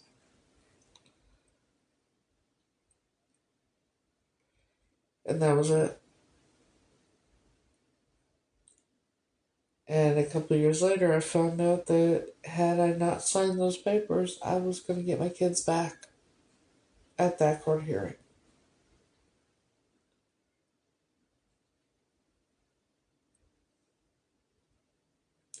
Even with the diagnosis of schizophrenia and that, I was going to get my kids back. Because she knew I didn't have it.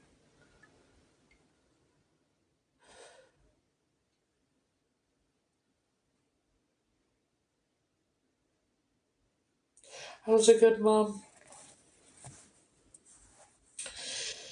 Let's see, my kids were 3 and 4. So,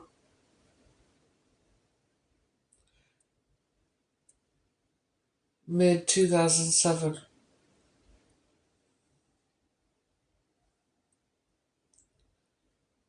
They were 3 and 4. My daughter, my daughter Jeanette, she was attached at my hip. She was so happy when they were with me. My kids were happy. Then after they took them,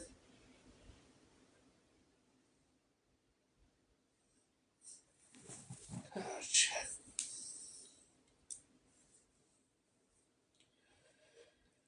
Oh shit. After they took them, she wasn't happy anymore.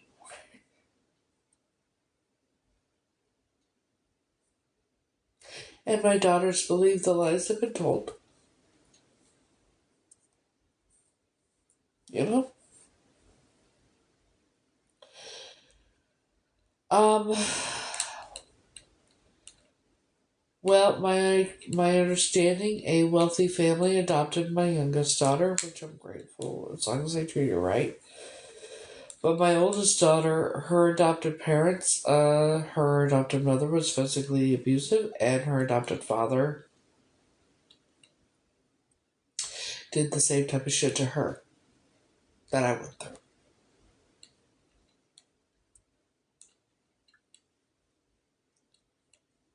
And he wasn't the first one, and I did not know that.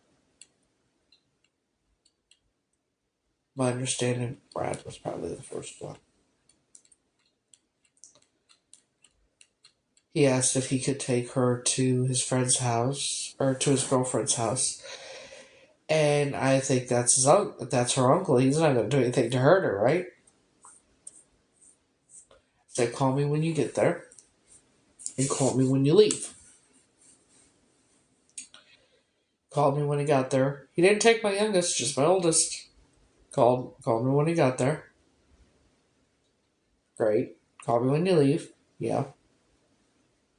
No call. 2 hours pass. I'm like, something just told me. So I called his girlfriend. He had only been there for 15 minutes.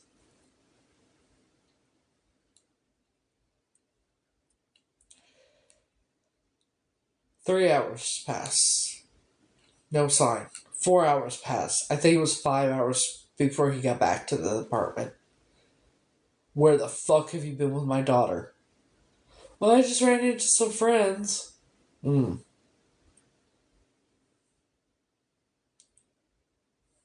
My daughter told me she remembers him taking her to an old house, and there was him and 4 of his friends. And, yeah.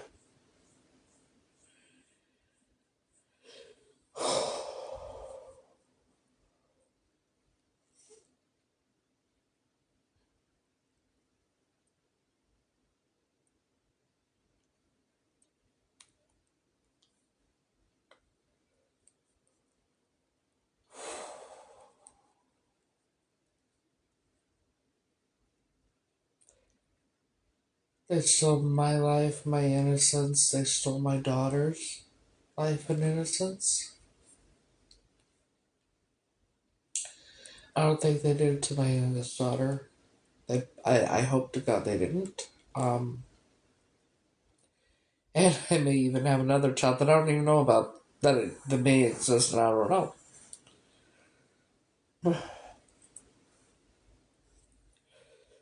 Oh yeah, yeah. She's my idol.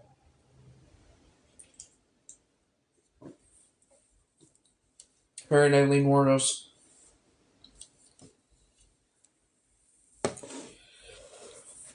Who, Brad? Not for that. Not for that. He's been to prison.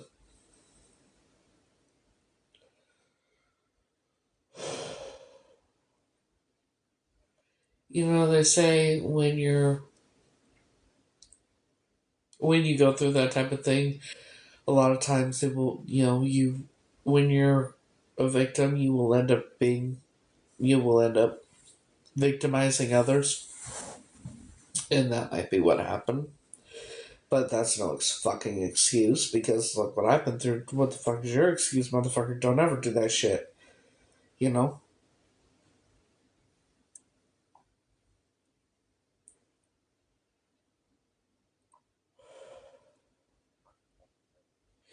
But then there's Brian, who not only did it to me, did it to my daughter, did it to his own daughter, did it to his ex-wife's daughter, did it to Brad's daughter.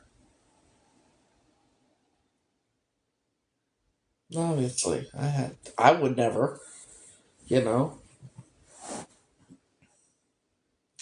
I said they say sometimes.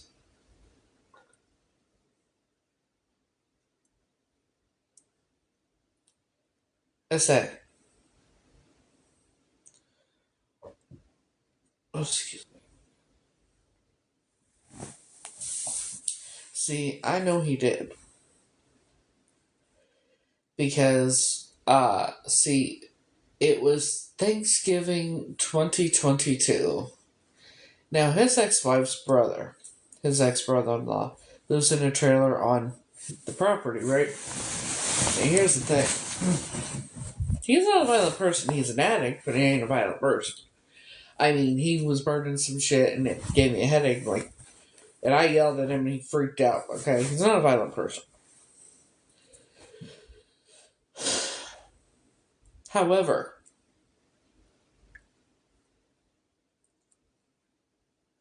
did my daughter, yeah. She didn't say Brian, but here's the thing. Brian is a creature of habit, just like the rest of them.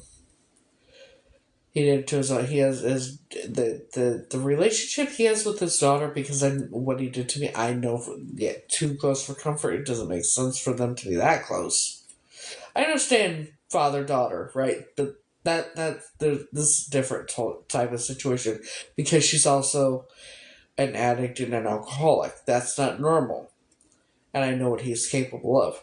Okay, now Thanksgiving 2022. Jeff is not a violent person at all. He's an addict, not a violent person.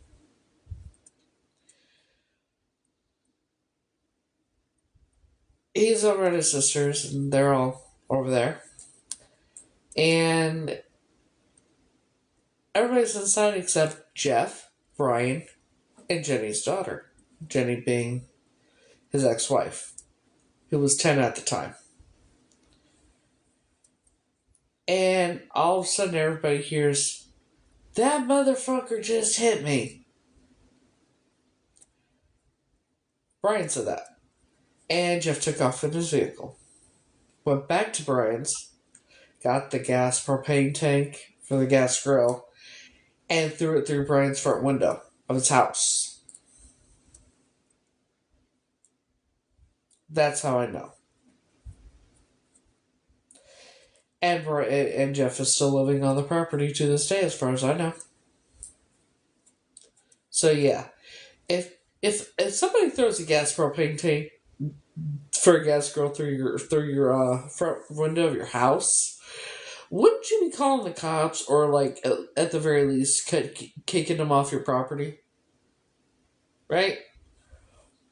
But why do you think the reason would be why he wouldn't? Because then Jeff could tell the police what he caught Brian doing to Jenny's daughter. Right?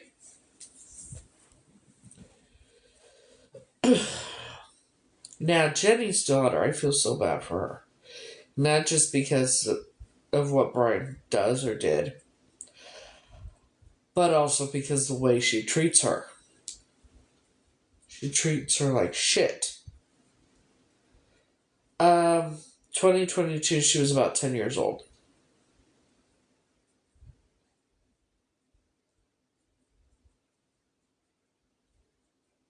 So, she would be 14 this year. Yeah. I was just, I was I was I was the only, I was just the first.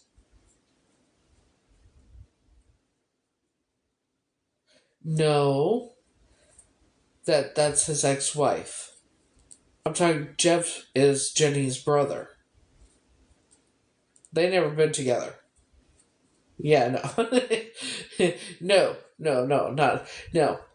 Jenny and Jeff are brother and sister. Jenny is Brian's ex-wife. Yeah, no. But you know, after all this comes out, because of what Brian did to me, he's going to pay for what he did. Think of it this way. Well, actually, this should say it all. He was born in 1976, so like he'd be 49 now. He's 49 years old, right? From nobody is doing incest. Jesus Christ, nobody. So he's 49 right now, right?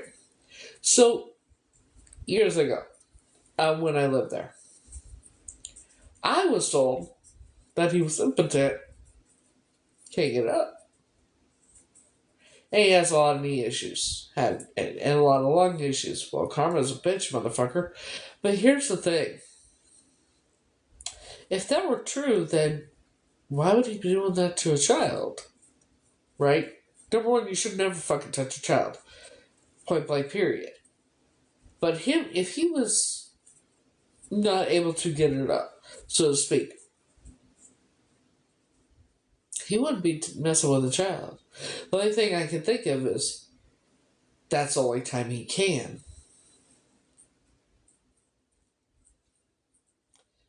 And I swear to Christ, I cannot wait to see him put behind bars for good, too.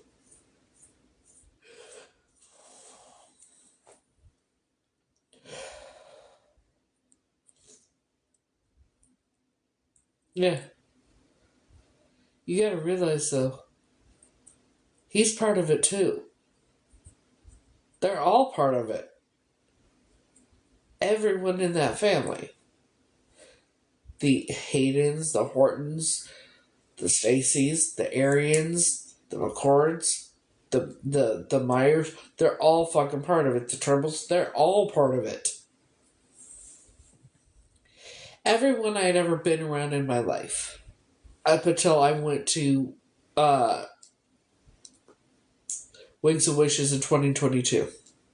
Everyone I'd ever been around in my life was part of that fucked up cult.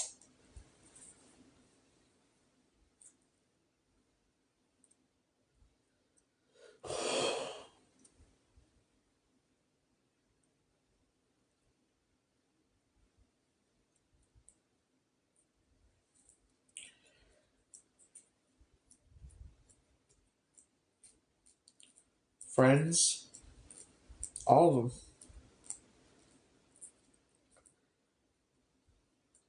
my understanding, when you have friends they're like they're the, what do you call it, messengers or whatever you tell them, and that they go report back. And the reason people were being paid to find out where I was located at when I was living in my car is because they needed to, I'm a hot commodity. You look so dumb right now. Lord have mercy. Unless you are Italian, musician, unless your name's Frankie Zaffarino, it ain't you. Shit. That don't impress me much. At all, actually. Um, no. No thank you. No thank you. I'm starting to wonder about these ones that fucking do this shit. I wonder if they're part of it.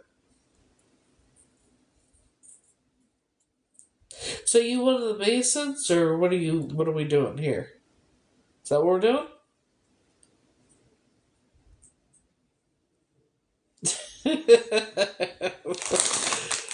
Lord have mercy.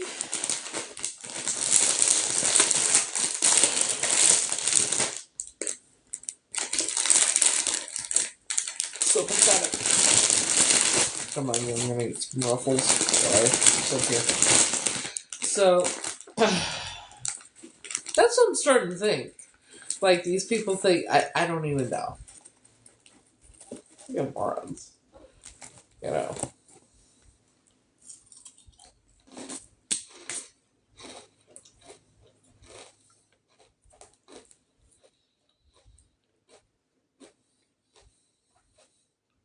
Now,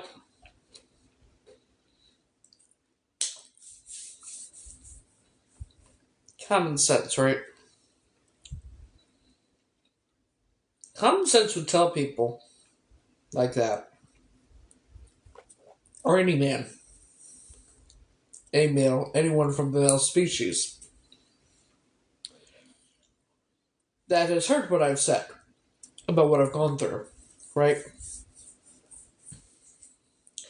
That it would take someone very, very, very special for me to be with them, right?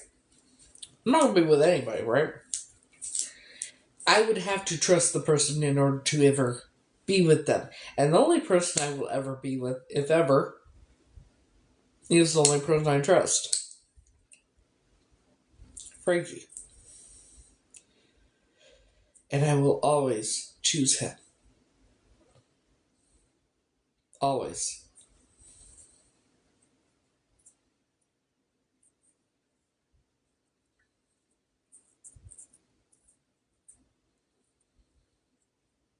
He's my lobster. You know. Mr. Sulfurito is the only one for me. Always will be. Even if we never end up together. Because he has my heart. He always will.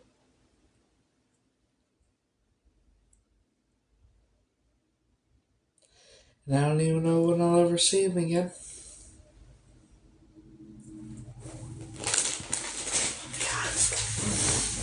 Your heart can be a culture. Cause then you know you're getting young. You're up and you're down. It's wrong and it's right. It's black and it's white. We finally break up. We kiss and make up. Lord have mercy.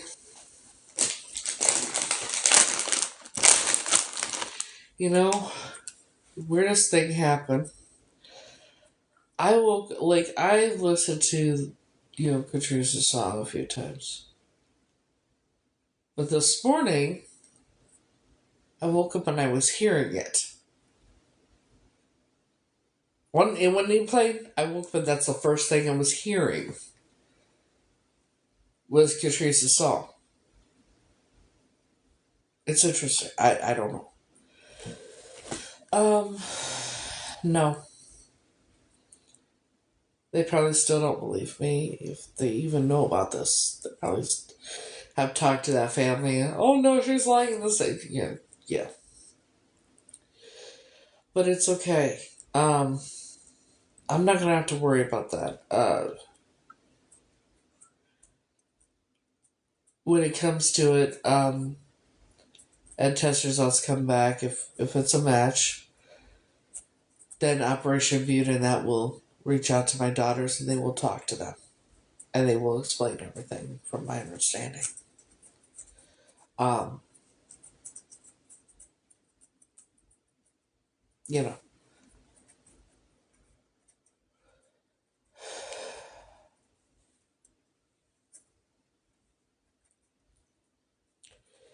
yeah.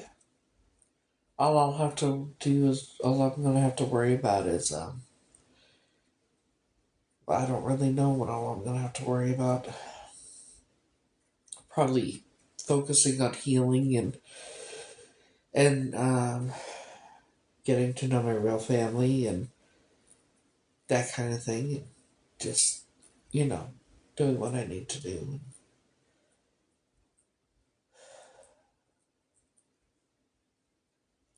Thing is, I'll probably be put on medication of some sort. Not like I was, but something. Obviously, and with the fact that I know I'm going to be remembering more. That's obvious. So, but it ain't gonna, and I may have a nervous breakdown once I get over there. It improves and everything. I don't know. Do I know that for sure? No. Do I think I will? I don't know. I've been waiting to have a nervous breakdown for years. Shit. But I know I'm gonna be okay, no matter what. I've come this far. I've gone through everything. I've survived everything I have, and they can't hurt me anymore. You know, they can't hurt me anymore.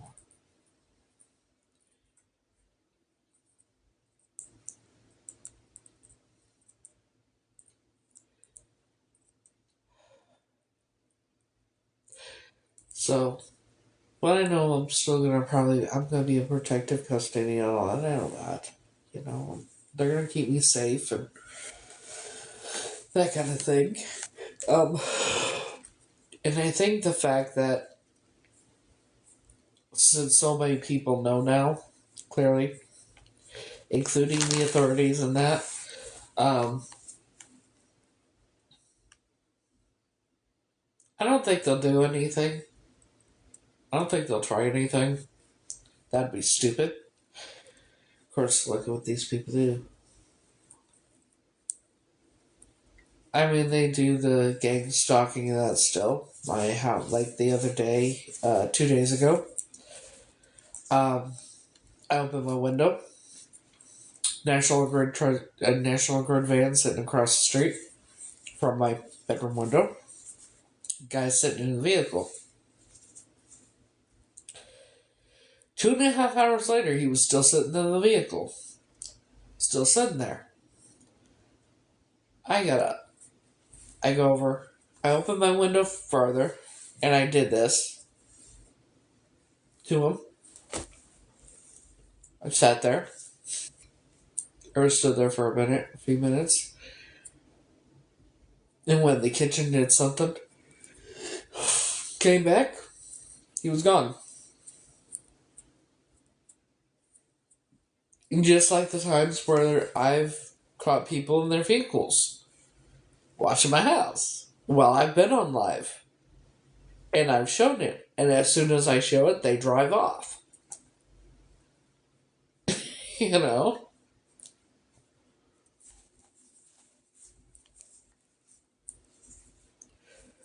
It's ridiculous.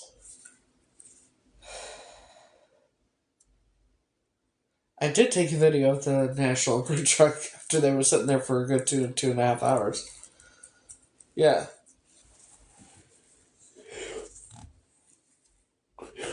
I woke up like 8:30 that morning and got up, put my robe on, got whatever, and opened my window, and they were sitting there. And then 11 o'clock, around 11 is when I took the video of them still sitting there, asses there.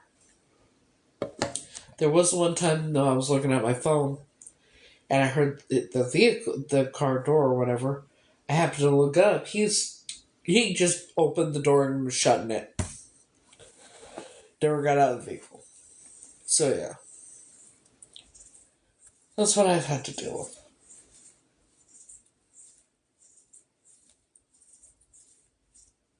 I think it's funny because anytime they make eye contact with me, they go the other direction.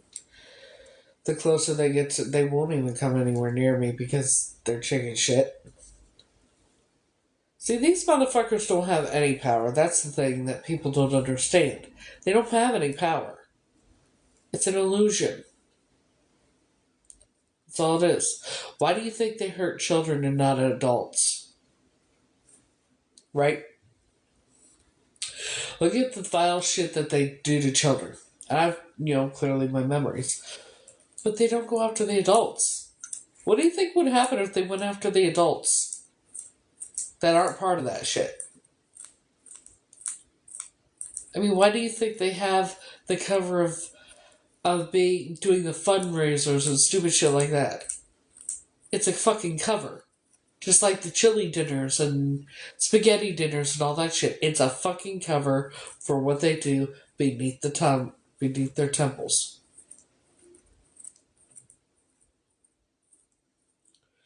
I'll describe the place. That white, the old white Masonic temple on 7th and Brady. I remember where the sun was in the sky. It was over here, off to the right. It was late afternoon, early evening. I was told for years we went there for a chili dinner. Went in. I remember going in. I remember you go in, and then off here is the big room, right? And over that way would be the red curtain, and there was there were tables in front of it that had crocheted dolls that were air freshener covers. And I remember the white linoleum floor. I remember the adults they were wearing dresses and suits. They were creepy fucking smiles.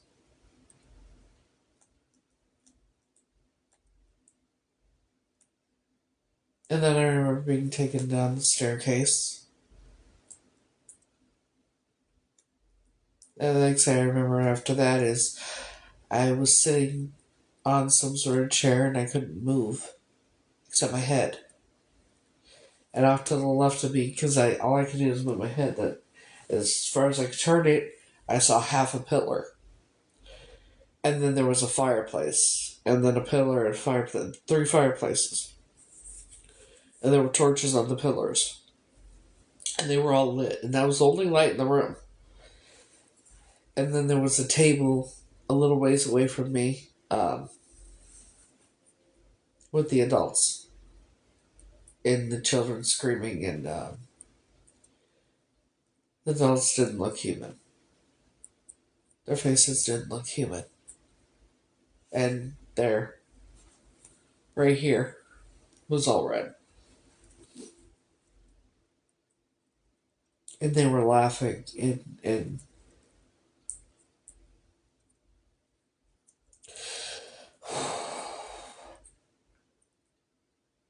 that's how a lot of children lost their lives. Was doing. What do you think it was read from?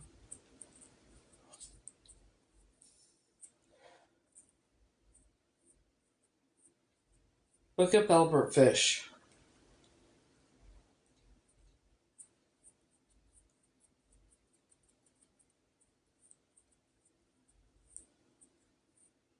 Doctors, lawyers, judges. You'd be surprised how many people are in it.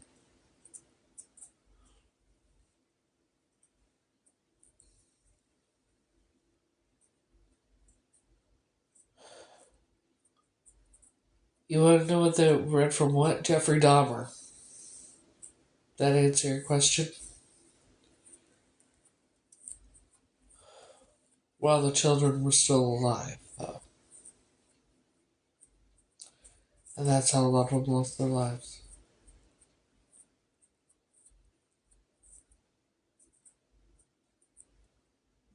I don't know how I got these marks, the heart, the star, the butterfly, and the rabbit underneath, but somehow, but I thought they were birthmarks, but none of them, after looking it up, most likely not birthmarks or brandings.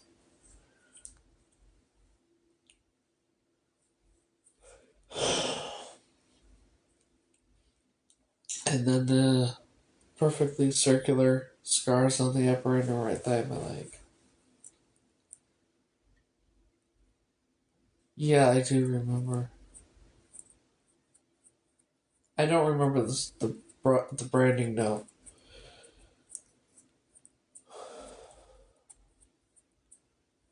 I just remember bits and pieces. It's like glimpses. Evidently, that's normal. But I'm not the only survivor that witnessed that experienced that same exact thing either. But I have more proof than the others, I guess. But other survivors have reported the same thing in that area. No, no. But yeah.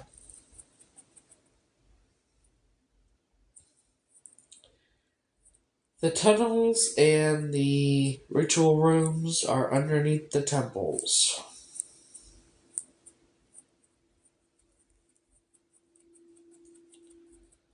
Away from leering eyes, away from the public eye. That's why they have the chili dinners as covers for what they do.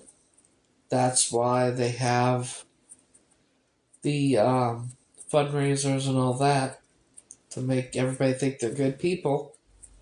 Because these are prominent members of society.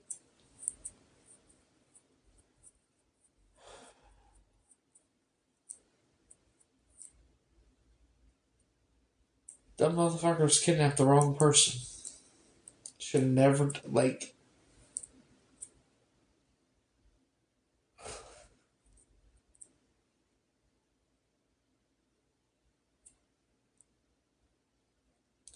They got the one that won't back down. The one that has evidence against them.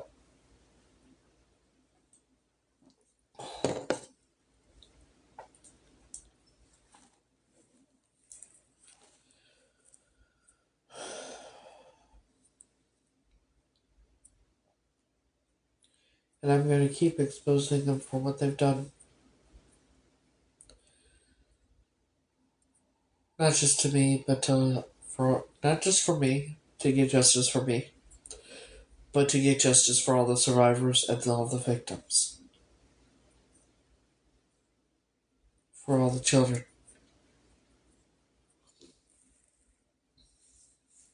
They need to pay for what the fuck they've done. It's a good thing I don't condone violence. I'll tell you what.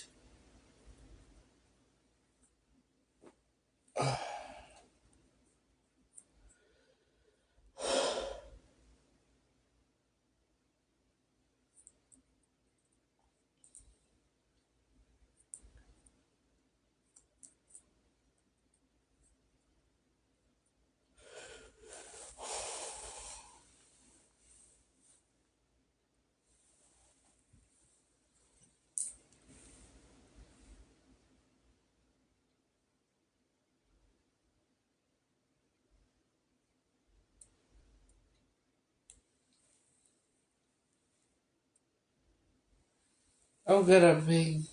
We're doing this again. They want to do whatever the fuck they're doing. So we're just gonna go on with it. Ignore the motherfuckers. I am trying to come.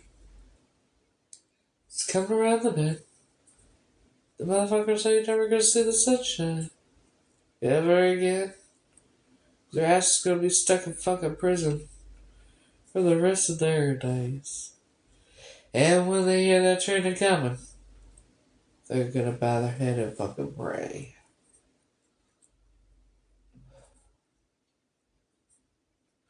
You know, as prominent as these motherfuckers are, how long do you think they'll last in prison?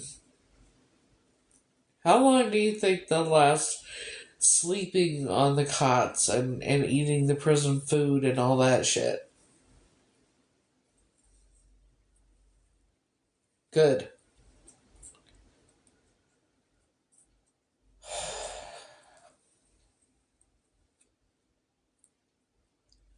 I can't wait. No. You know, Linda told me one time she would never last a day in prison or in jail. She's about to find out, huh? The rest of the motherfucker life. Shit.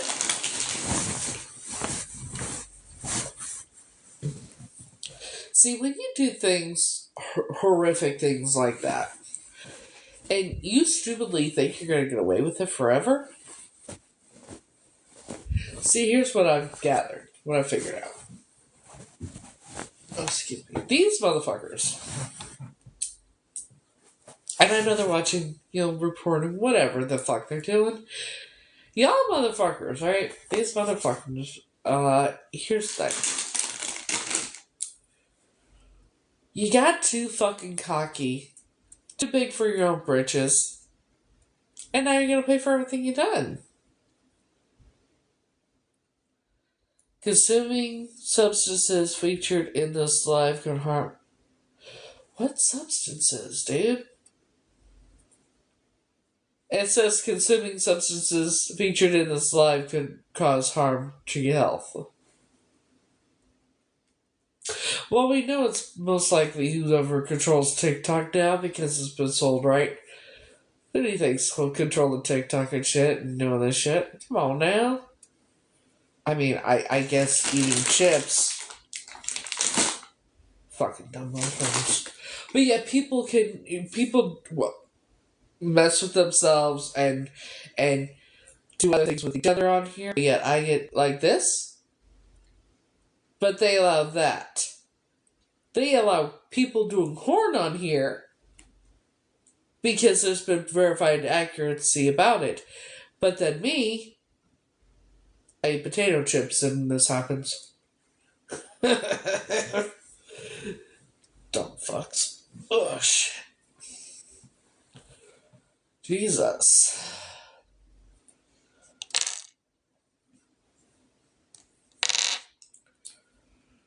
Lord have mercy.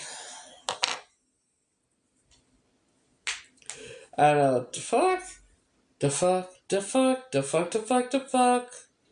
The fuck? The fuck? The fuck? The fuck? The fuck? The fuck? The fuck? Idiot.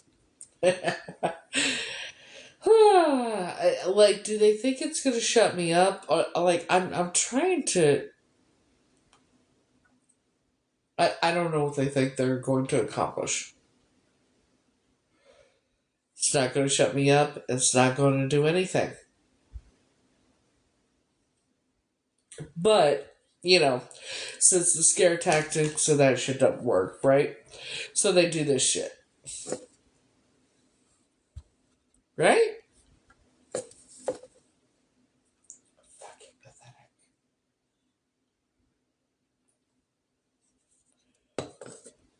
And it's been happening more since I've been exposing them more and that kind of thing. And since actual higher up members know about me and that now.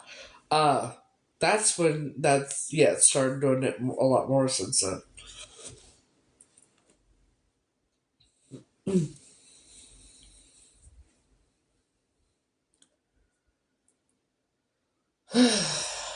Shit.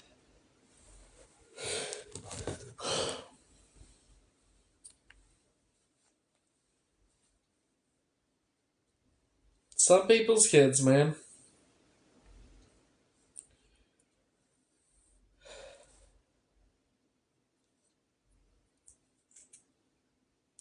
Loving you is easy 'cause you're beautiful. Making love with you is all I wanna do. Loving you is more than just a dream come true. They're telling me, oh, I'm so in love with you.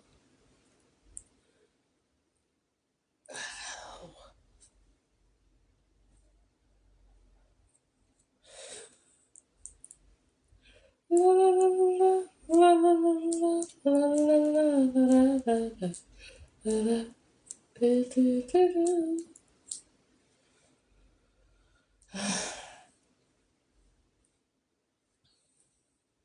So yeah, I mean, I would like to know what substances I'm consuming exactly. Because if there's substances here, please let me know. It might help me. Shit.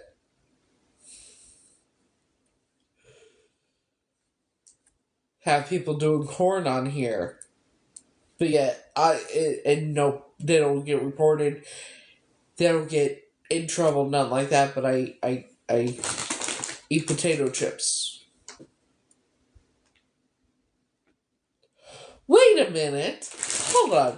Is it because it's potato chips? Because it's fucking shit about, the body, fat shaming and everything, and everybody say, oh, it's so bad for you, and making. Nah, fuck that shit. I'm gonna eat whatever the fuck I want. You know? Life's too fucking short. Right? Eat what the fuck I want, motherfuckers. Yeah. Yeah, so harmful. So harmful. Shit.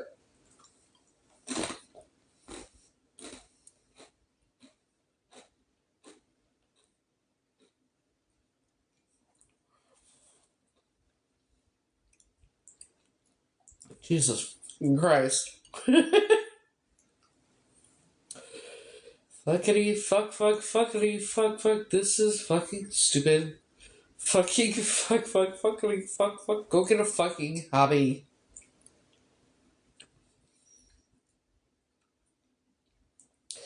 Here's the thing that I don't understand. Why people love to hurt others, drag them through the mud, and shit like that when they didn't do shit, right? And just be hateful and bitter and everything else. I don't know. Be hateful and bitter and just hurt other people for no fucking reason. I don't fucking understand that shit. Why do you want to be so goddamn miserable with your own existence that you do that shit?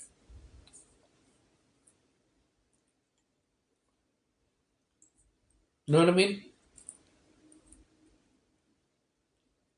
See, people will comment whatever the fuck they want, but when I address it, then I get in trouble, right? It's fucking pathetic. Fucking pathetic.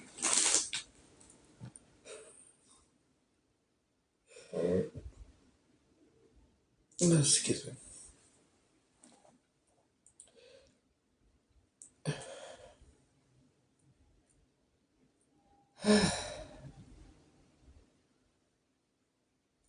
I keep thinking about those memories, though. Not the horrible ones, but the good ones. But I don't know why they're good ones. All I know is that every time I think about it, it makes me happy for some reason.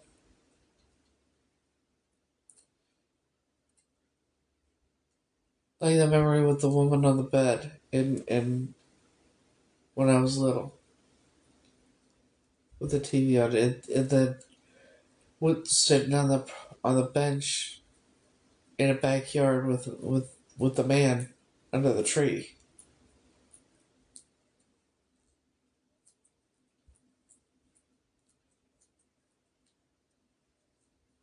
Even being in the backseat of the car with the older child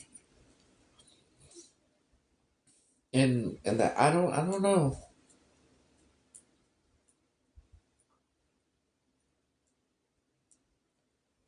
Especially the woman That was with me when she was sitting on the bed and the man under the tree. On the bench.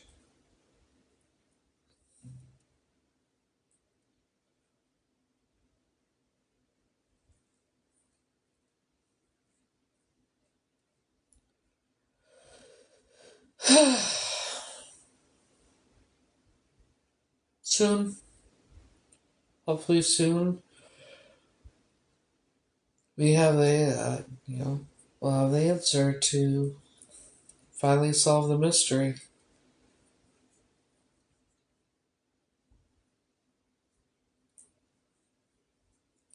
Fingers crossed. You know?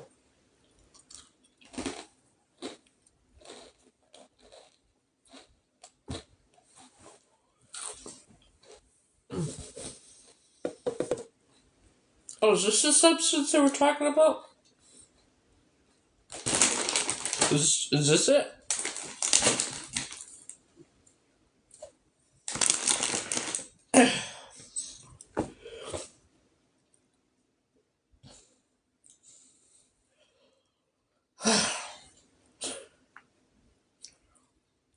That feel real, I'll tell you what.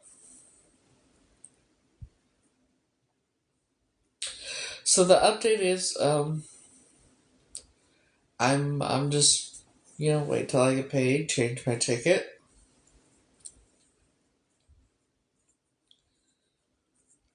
Well, I do have Diet Pepsi. I'm just in the mood for this. Once I go over there, and I'm going to talk to the proper authorities when I get over there, as soon as I get to the airport, and it'll go from there. Once I get over, that's when my life changes completely. I found out that when they do the DNA test, they can get it back within a week. It just depends. It's a high priority. It'll be a high priority, and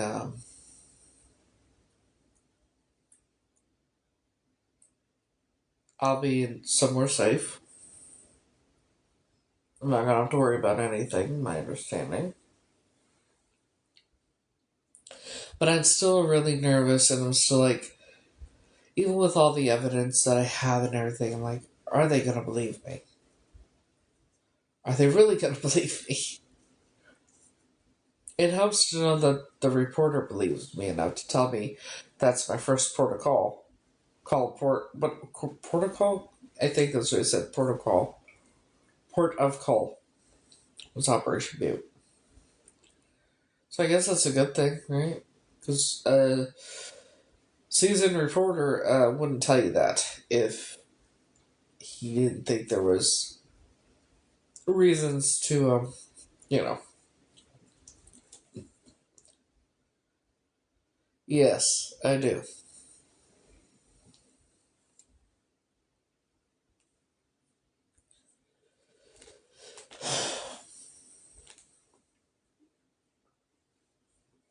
Unfortunately, I do. But I'll be alright.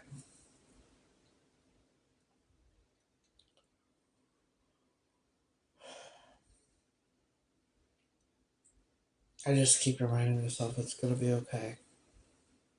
It's gonna be okay. It's gonna be okay. It's gonna be okay. No, I'm moving it up. I'm leaving sooner.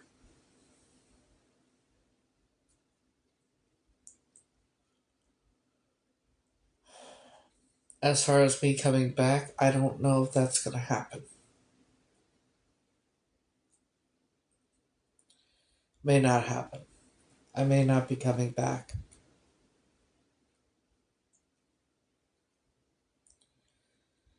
Which means if Frankie doesn't come see me before I go, then I don't know when I'll see him again.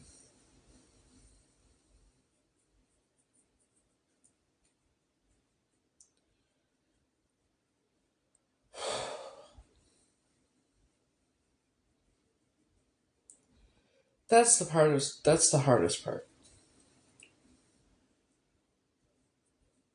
What do you mean, what about my place? I don't have any control over if I come back or not. I don't. Um, because if I'm in protective custody, and once the DNA test comes back, if it's a match, I'm not a U.S. citizen then. I would be a British citizen, not a U.S. citizen, if it's a match. That means I'm going to be a citizen in a country that I don't remember, and if I come back, I'm a tourist here in a country where I've been the majority of my life. Um, it's a lot. Where do I stay at now? My house, the apartment that I've been in since 2024. Where will I stay? Wherever they put me. Yeah, which means I probably won't go live. I won't be able to go live or anything. I don't know. You know. Well, you're back. It's okay. It's okay. You know. So I don't know if I'm ever gonna be back. It just depends. Because you gotta realize this is a major thing. This is evidence against people. These people doing this shit for thousands and thousands of years, and I have the evidence that other survivors don't. That didn't.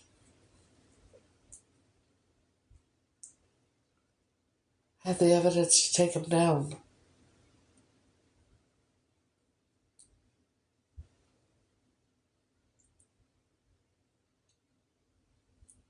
The whole fucking system.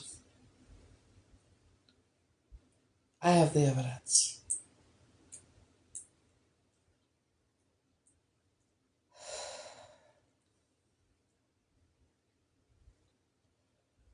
Even the adoption papers, from my understanding, when with the adoption decree or whatever, it's supposed to say the biological mother's parents' names. That doesn't. It says natural mother and putative father, and then it's not even signed by who it's supposed to be signed by, and it doesn't make any sense. And the judge who approved the adoption was also the judge who performed Lyndon Ross' wedding ceremony. And that, it said The Guardian, right? I looked it up. He works with adoption things, but only for like young children. Like not the age I was. I'm talking infant and couple months old, that type of. So it's going to be very, authorities going to question that. And they're all part of the same fucking shit. And the fact, red flag, that we were living in Indiana on Fort Ben Harrison, which is the old army base which got shut down, and we went back to Iowa just to be adopted, and then went back to Indiana where we lived. That's a red flag.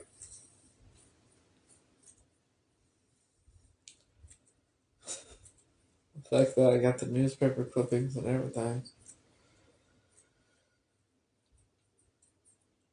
When you have newspaper clippings from 1950s, like 1955, showing that people that you thought were your family are Eastern Star and Order of Aramith or whatever the fuck it is, and Masons and shit like that. And you're not related to them. And the whole adoption thing. And the reason they did that the way they did it is because there's no birth records for Heather or Brad.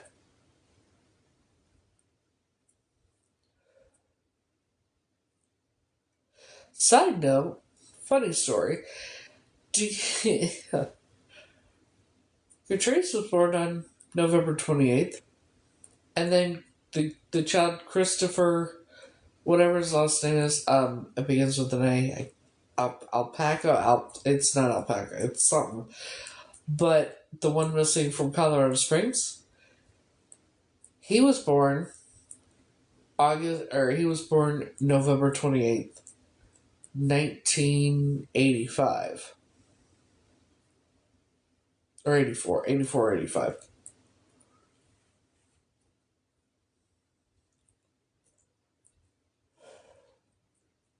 So Brad and I, if Brad is that Christopher kid that's missing, our actual birthdays would be the same day.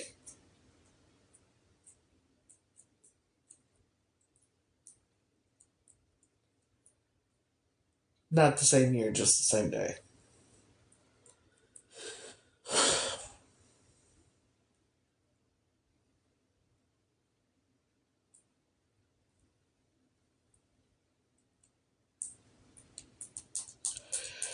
I grew up knowing him. He, well, supposedly was born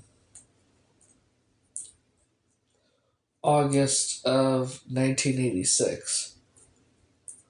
Now, here's the weird part. I thought, I raised him the first 2.5 years of his life,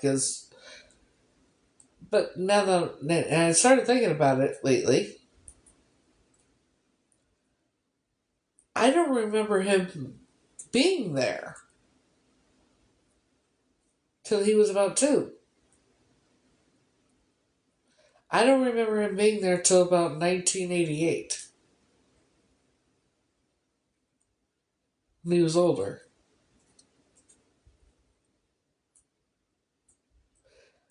I remember them talking about Brad and the baby and this and the other, but I never saw a baby. I never saw Brad as a baby.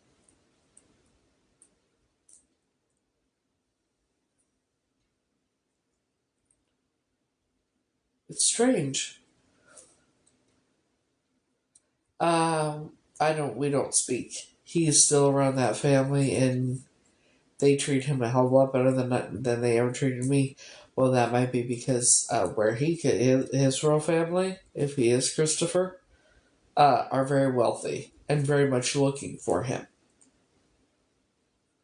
So if he is, and if it turns out I'm Catrice, and it turns out he is Christopher, I'm not just solving the mystery of what happened to Catrice.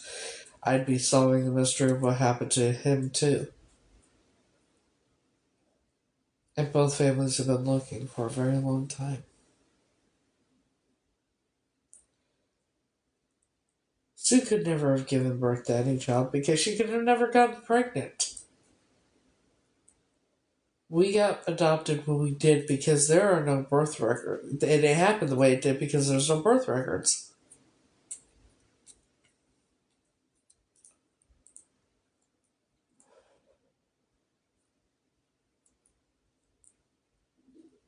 Basically, what the adoption paper says is it'd be like that's what they put for when children are abandoned and the system doesn't know their real parents, the biological parents. It's a way to go about doing it and get it done legally. Legally.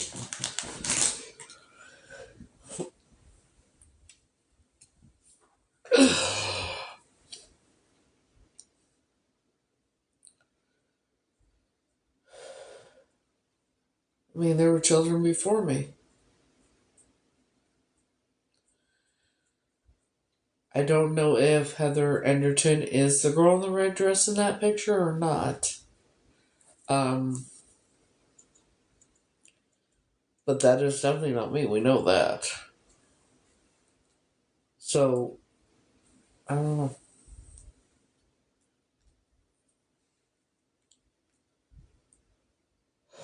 All the things have been told. A life a lie.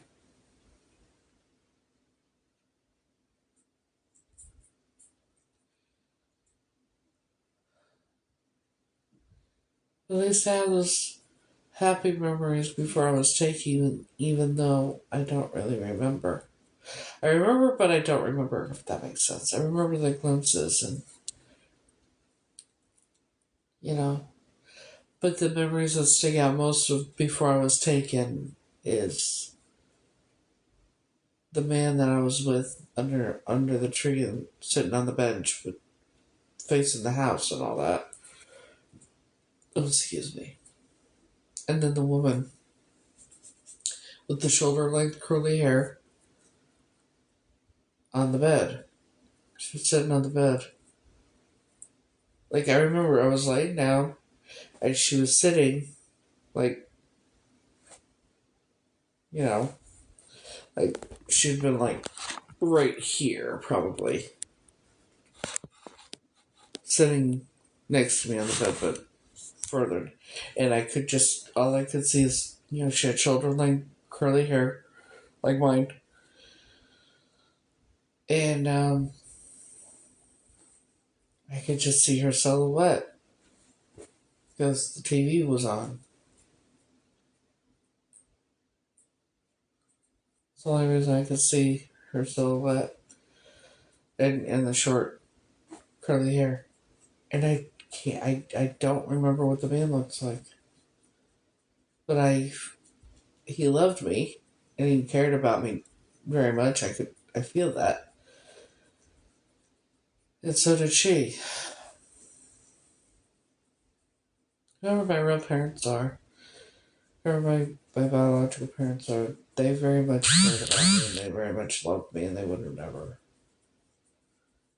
My gut tells me they would have never sold me.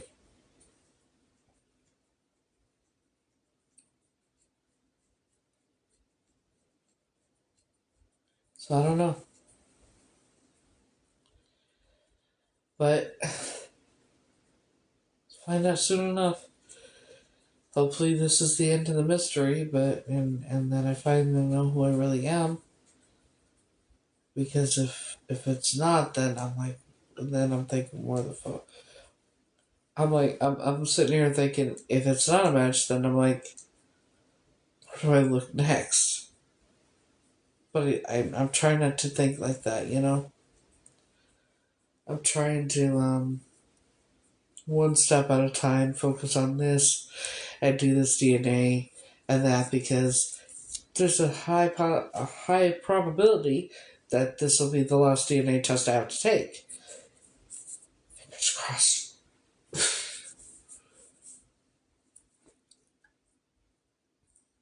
Especially since Sue looked just like the suspect. And I have the same eye condition in the birthmark in the same spot and everything else. And the memories that I have of the day I was taken.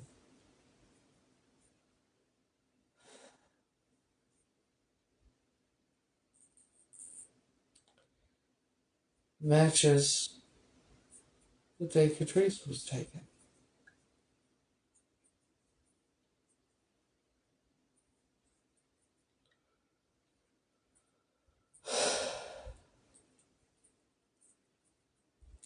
Well, you want to ask the FBI and the police that? Call Center, Texas, Shelby County, and ask why they can't use my DNA, why they won't do it. Ask. Ask the FBI why they refuse to help me. Ask them. Ask them why they refuse to do their job when it comes to me, but they'll help the others. Ask them.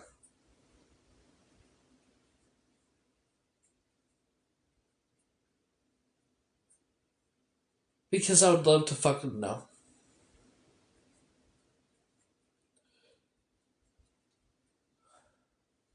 FBI says I gotta deal with the police, deal with this.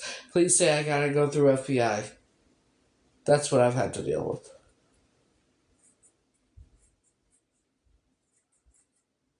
Yeah. I know. I know that. I don't know, I'm saying, I wasn't trying to be rude to you or anything. I'm saying, ask them. Ask them, maybe they'll tell you why they won't help. Why they won't do their fucking jobs. Ask them. Please, because I want the answer. Why won't they help me? Why won't they do their job? You know, there's a guy who's here in America who matches an age progression of a kid that was missing from the UK, and guess what? They're helping him. But me, I had to do everything on my own.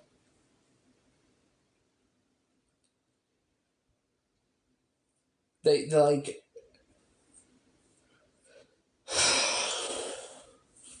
they will not help me. Because, see, it'd be so much fucking easier for me if they did. But if you want to know the truth, I can tell you why they really won't help me. It's because they protect that family. That's why. Because I have the evidence to take them all down. That's why. Because they're the lapdogs. Do you know 53 out of the 56 people that signed the Declaration of Independence were Master Masons? Did you know that? It's in their Bible. And yes, the actual Bible is, but they have more to it. There's more in it. Like the Book of Enoch and all that. You can find their Bible, just Google it. Google the Masonic Bible. You could actually read it online. They're not a secret society anymore. We're a fraternity. No, the fuck you're not. You're like playing Dungeons and Dragons in school, and that's where you fucking stayed. You know, it's like over time, they became stupid.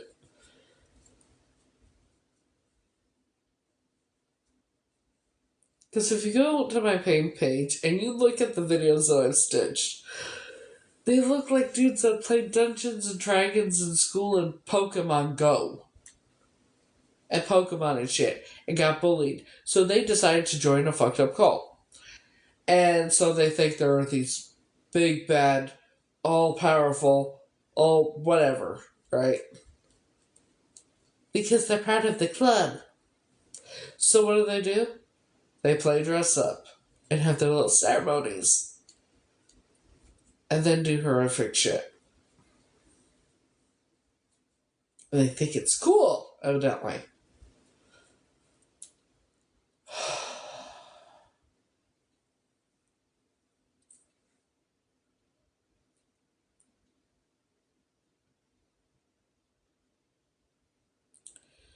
Yeah.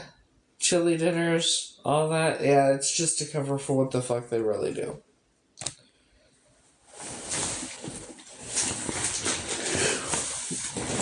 Now, wasn't it just the other day I said I predicted they were going to be exposed?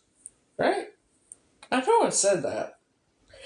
And then a day later, or 2 days, it all video after video after video, seeing people talking, exposing these motherfuckers.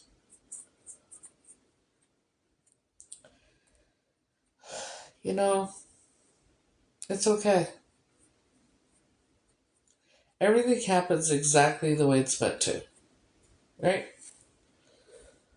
Like, it might be a blessing in disguise, if you think about it.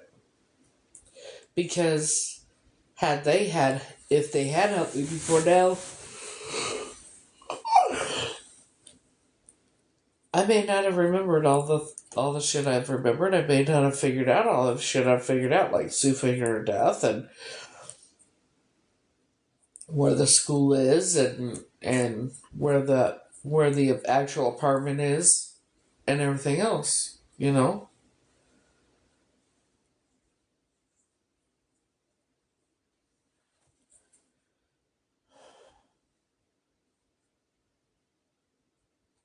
And now with that picture that I saw that, 4 or 5 days ago or whatnot, triggered me the way it did, that's more evidence that because when your body does that and you get this vibration, buzzing feeling down there, which is horrible and can be debilitating.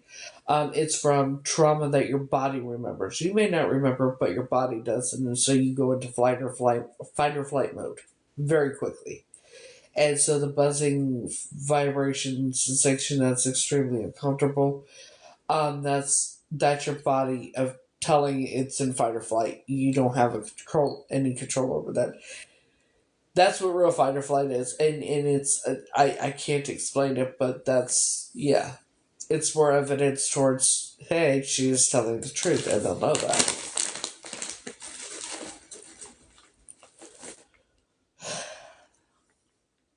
I want to eat my hair.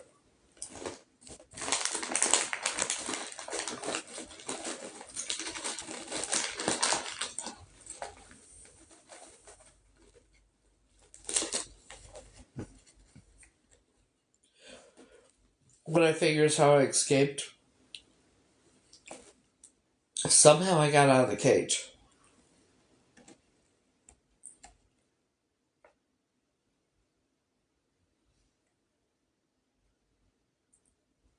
The cage was in the laundry room.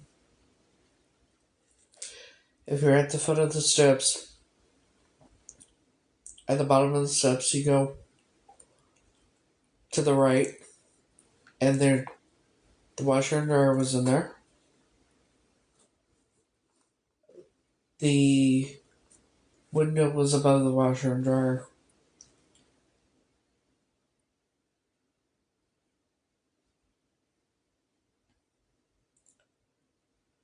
The cage was against this wall.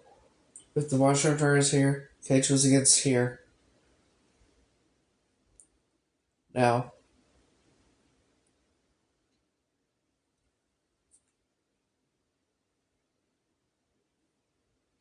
because I could see that way, I could see everything around me in the middle of the room. But I could see if I looked directly up, looked this way, I could see perfectly out that window. I could see all the stars. I couldn't see any streetlights. It was facing the backyard, so there was no streetlights. Somehow I got out. I don't know how I got out of that cage, but I opened. Somehow I opened the cage. I got out. I went around. I went around the steps. I went out the back door. And I ran down the back. And I went left. And I ran. And I got to the end. And it was in between the houses in the back. And when I got to the sidewalk, I went up and I kept running.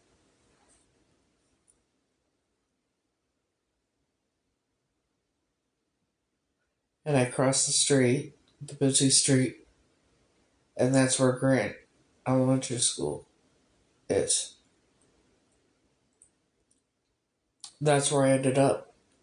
It was Grant Elementary School. 10 feet away from the goddamn door. Linda caught me. She got out of the car, left her car door open, grabbed me, got me in the car.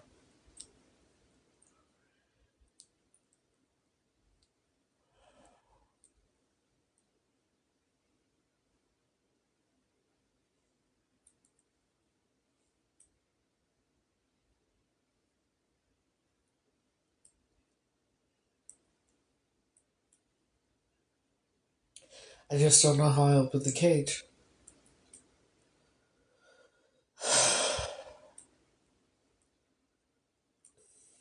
Um, soon, soon. I'm leaving soon, and that's all I'm gonna say. Um, obviously, I'm waiting until I get paid because I gotta change my ticket, but soon.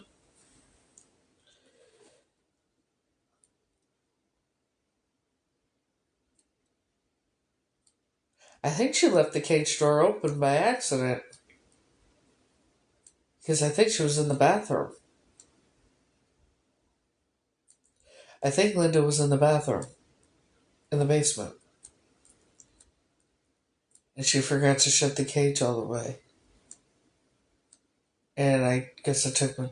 That must have been when I took my chance because I ran.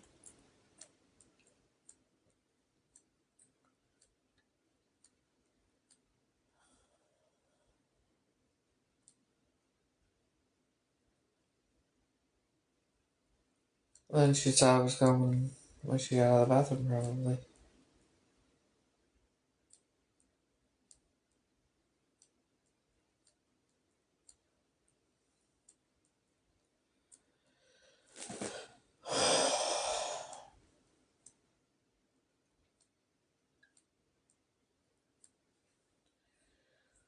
So this was 1985. Most likely 1985. It had to be 1985. 1985, probably right before I was taken to the temple.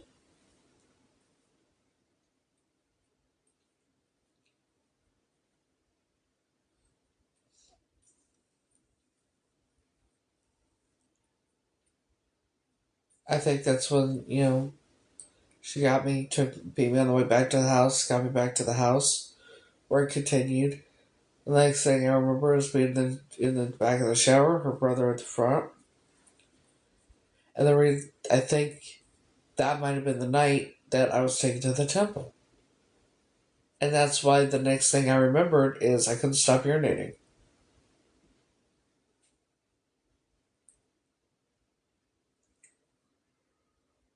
Because of what they did.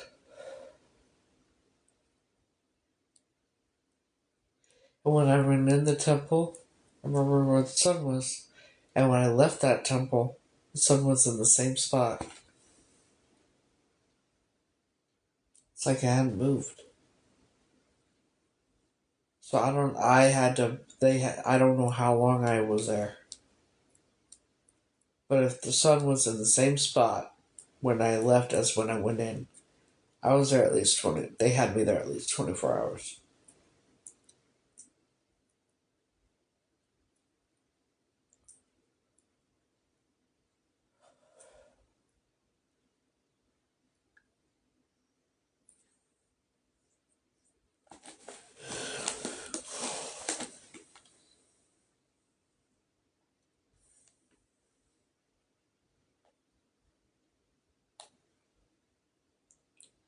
And I have no idea what all they did to me.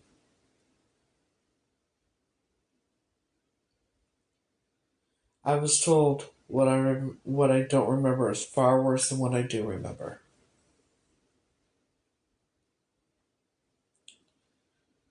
And I thought the worst it could be was the children be.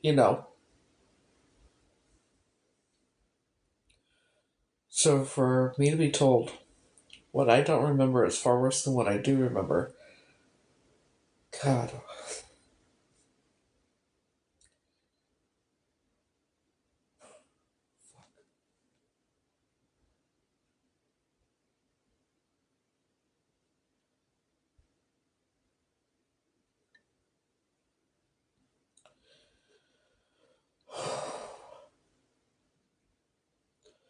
what the fuck, man?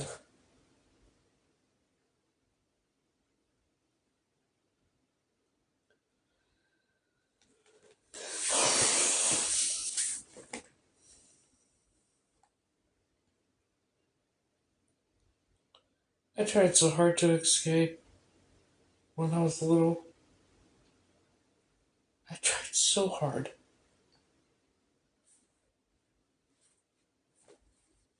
running and got out, right?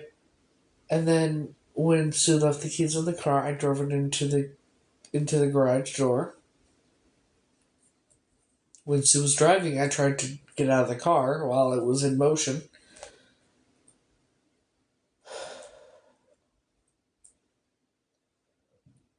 Excuse me.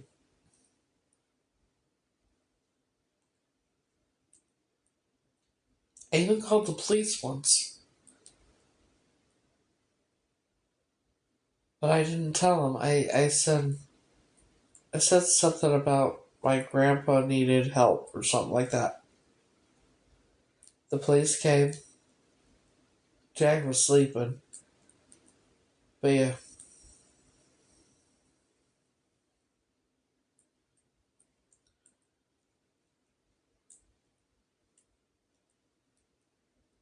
I tried so hard to escape.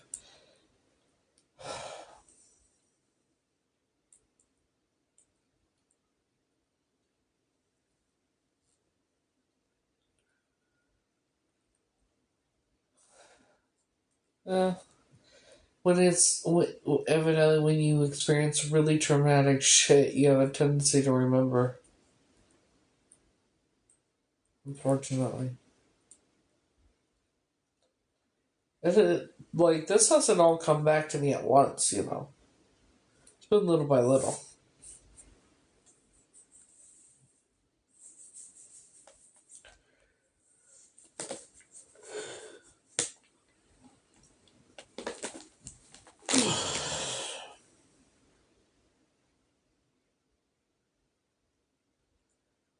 I remember one time being taken to a circus,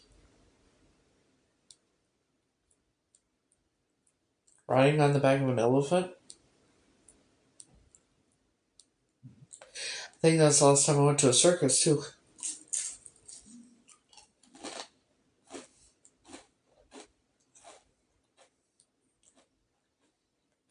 I have a phobia of clowns.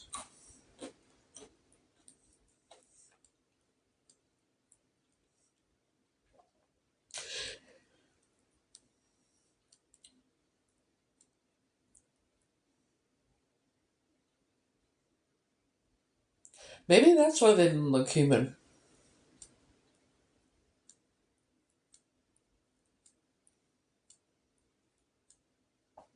Maybe that's why their faces didn't look human.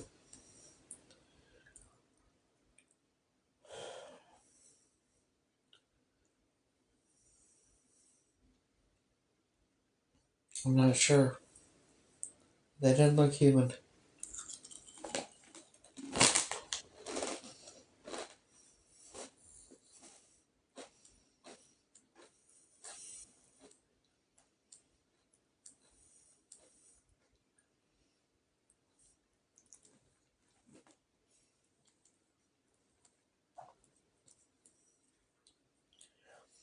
I started remembering things in 1990.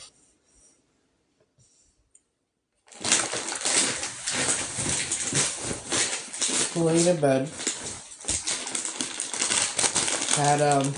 had one of those small TVs.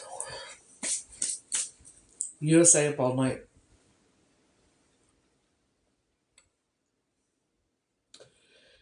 So watching Attack of the Killer Tomatoes. Remember that was on. For some reason, that sticks out in my brain, in my mind a lot. For some reason, don't know why. And I was eating Hershey Kisses.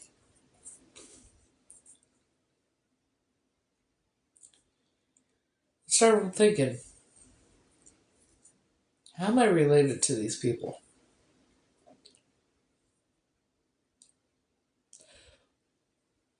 If I'm related to them, why do they treat me the way they do? And I don't look anything like them. How am I related to these people?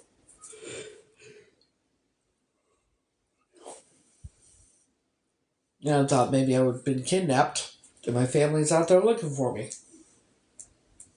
That's what went through my head. Never in my wildest imagination did I think it was accurate.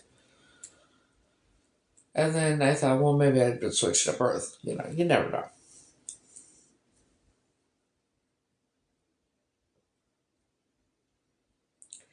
And that's when I started remembering. That's when I remembered the man in the gray suit with the gray hat and in the white building. That's when I remembered. That's when I remembered the backseat of the car. That's when had the first time I had the memory of the woman sitting on the bed with me.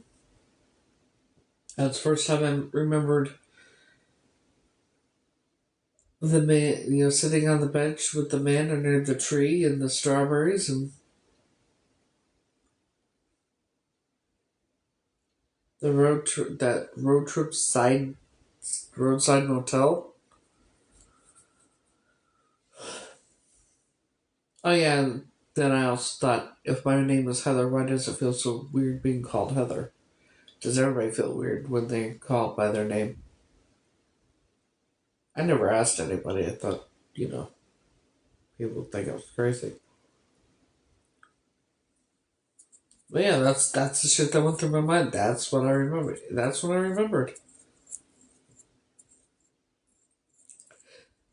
And I don't know why that's what I remembered, but that's what I remembered. I wonder if it has something to do with Attack of the Great. If it has something to do with that movie, I don't know. But it is strange that that's what I remembered.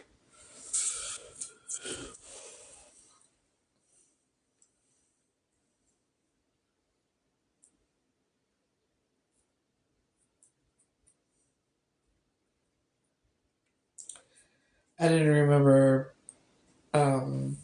the temple. Well, I remembered going into the temple and down the staircase. I just didn't remember what happened underneath until when I was sitting in my car in 2023. When I was homeless. That's when I remembered what they did.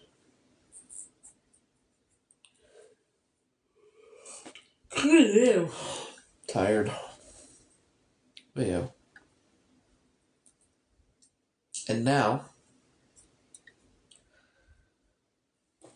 the addresses have names, addresses, you know.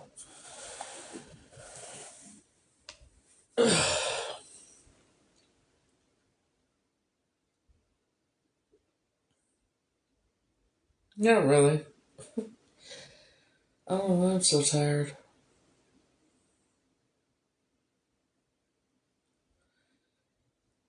And now I have names, addresses,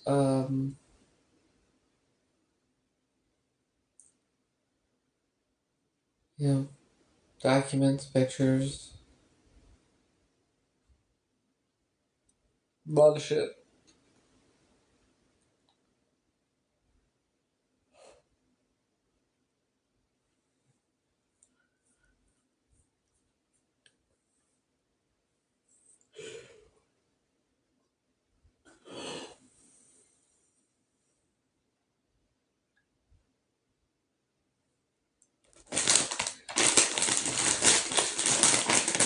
That's probably why Joan and Jack treated me like I was their favorite.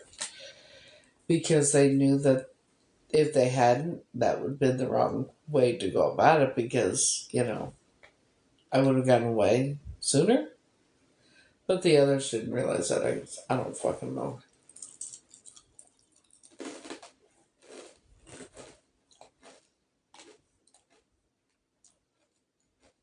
All I know is these people need to be.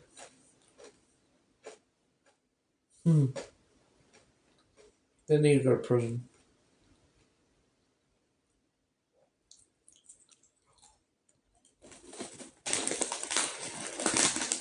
For the rest of their lives. At the very least. It's another thing.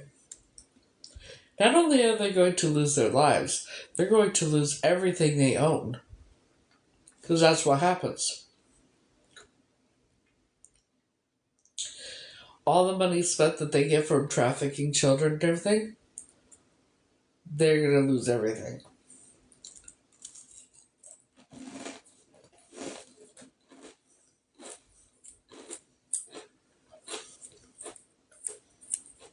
cars, homes, bank accounts, freedom.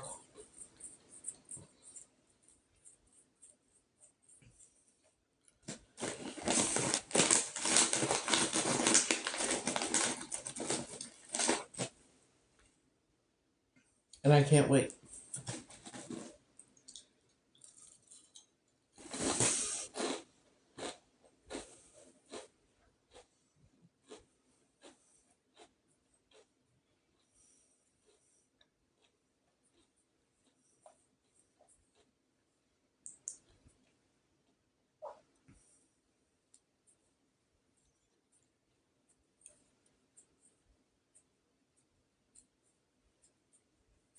It's time to get justice for me, all the other survivors, and the ones that are no longer here.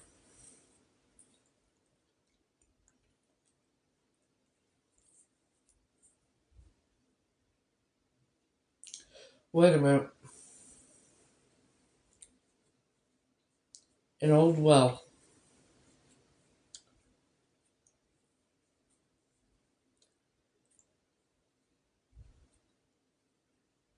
They put remains down wells. Joan told me that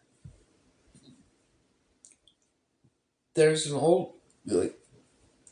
She said something about an old church. Behind the old church, there's an old well. And supposedly, the nuns would get pregnant by the priest, give birth, and then they take the babies and dump them down the well. And supposedly, this well was dug up and it was found.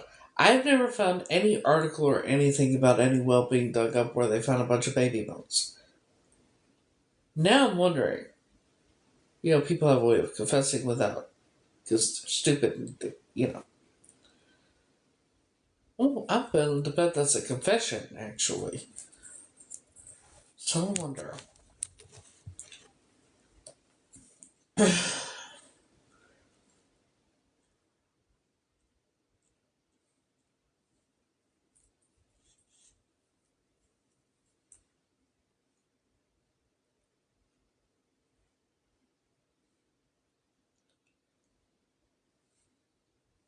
Old churches with wells near the Masonic Temple in Davenport, Iowa on 7th and Brady.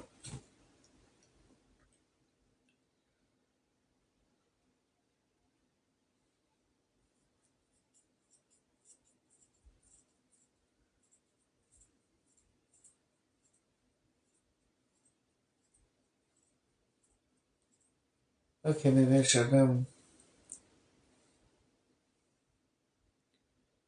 more specific.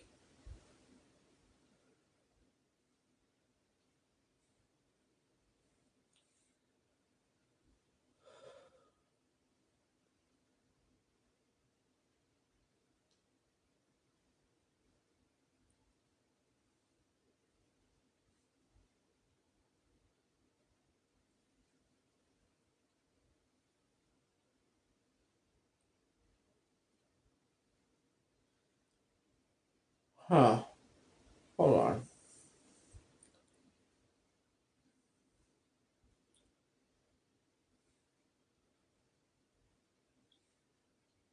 St. Anthony's Church. What you want to bet? There's an old well behind that church.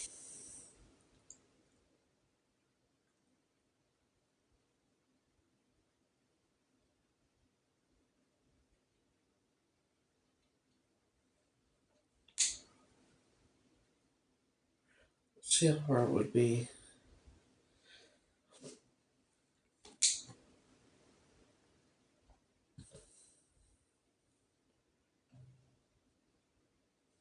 Not my location.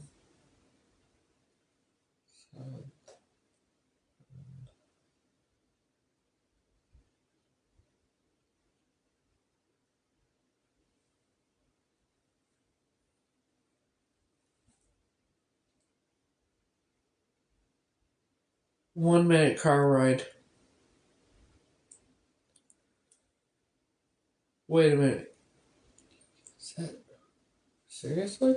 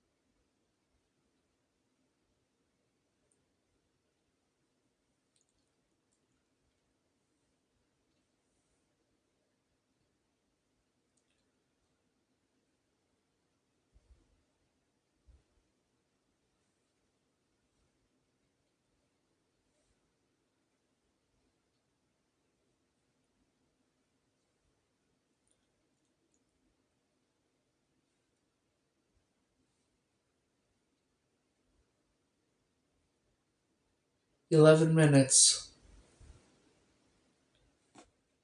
It's an 11-minute drive to St. Anthony's, the oldest Catholic church in Davenport, Iowa, from the Masonic Temple.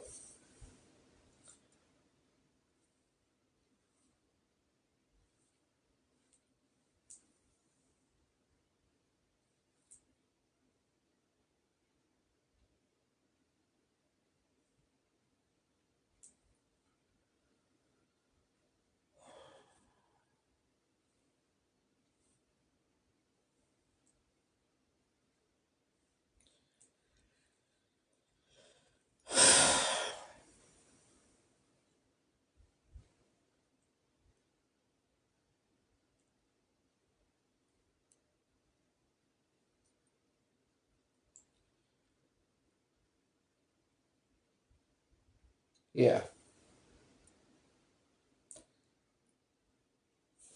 11-minute drive from the Masonic Temple to St. Anthony's Catholic Church.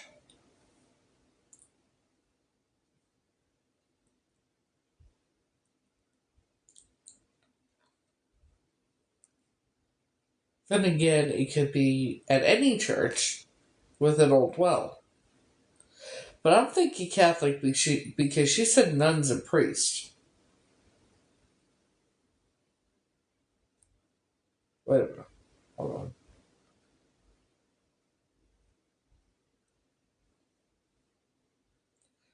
St. Paul's Lutheran Church.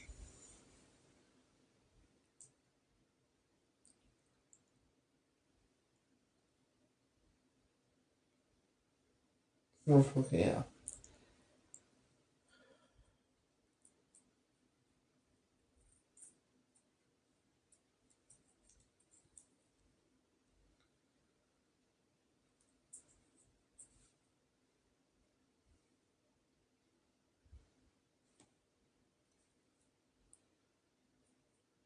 10 minute 10 minute drive. You know what's interesting? There's so many churches in Davenport, Iowa. Oh, strange. I always thought that was weird. Now, you think like Oklahoma, Arkansas, those are Bible thumping places, right? But Davenport, Iowa? Yeah, I don't know. How many churches are in Davenport, Iowa? You can just tell me.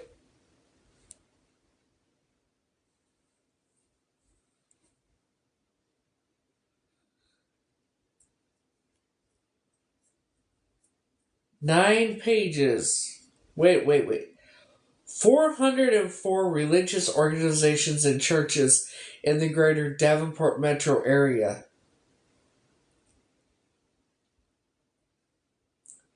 404.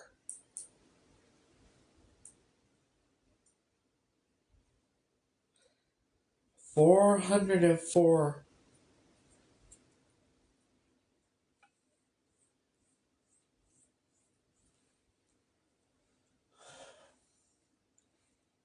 big is the Great Davenport metro area? The Greater Davenport area, also known as the Quad Cities, is a bi-state region. Its population is around 379,000 to over 470,000, depending on the definition used, and includes cities like Davenport and Bettendorf in Iowa, and Moline and Rock Island in Illinois. 404 churches for that many people.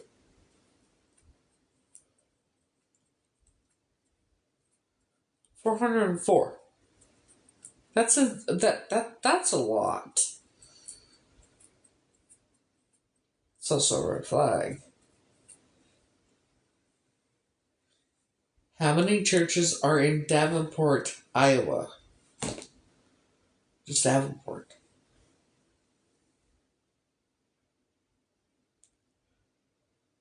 Nine pages of churches.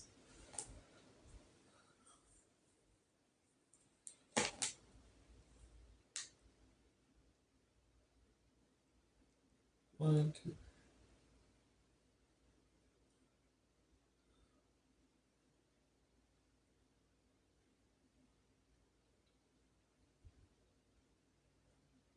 Okay, so in Davenport alone, there was 9 churches. But then you got Bettendorf, so greater, 404.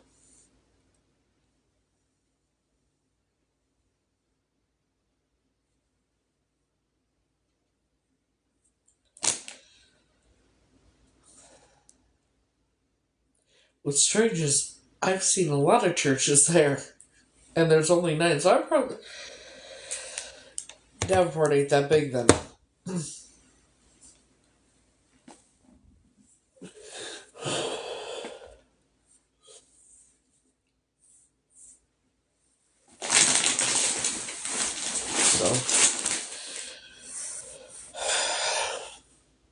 I am tired. I'm physically, emotionally, mentally drained at this point.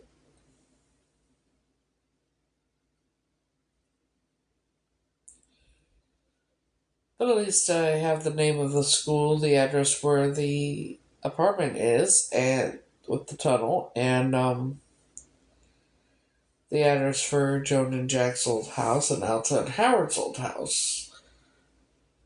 And it's still very interesting to me that it was a very nice furnished basement when they lived there. And now it's an unfurnished basement. It's very interesting to me. And him.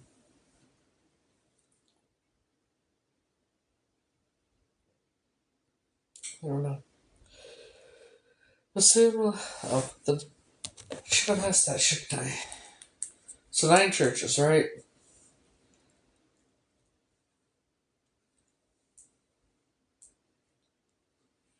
How big is Davenport, Iowa? Davenport, Iowa is the 3rd largest city in the state, with about 100,913 residents, covering some 66 square miles. It's the biggest city in the Quad Cities area, which has over 384,000 people, making it a major economic and population center. Yeah.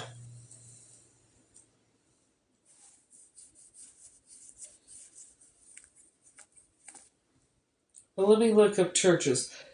Churches in Davenport, Iowa.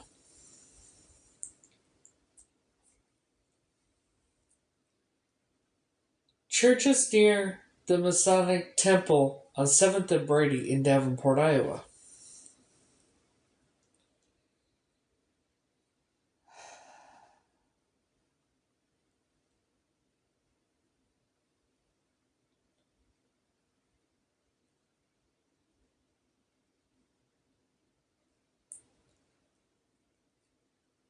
So we got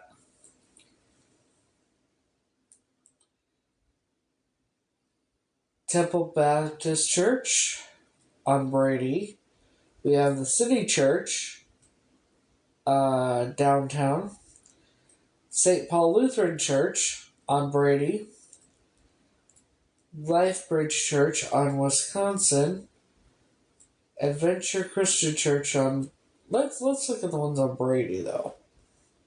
How many of them are on Brady Street? One, two.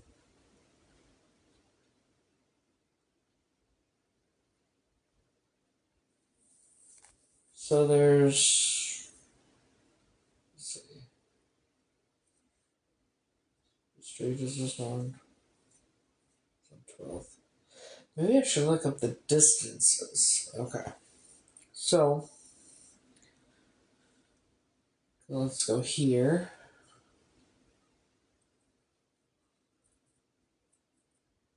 So, oh my god. Fucking. Okay.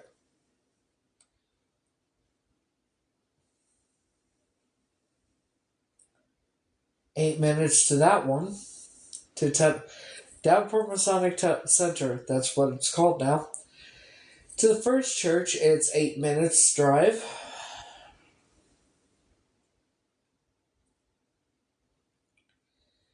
Second church.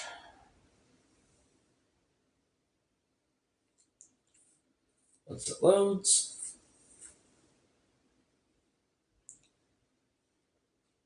"13 minutes drive.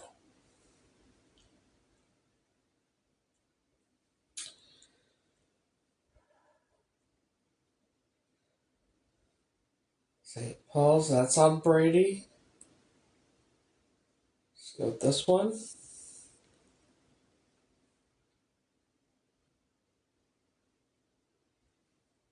That's not what the fuck is that? 17-minute drive.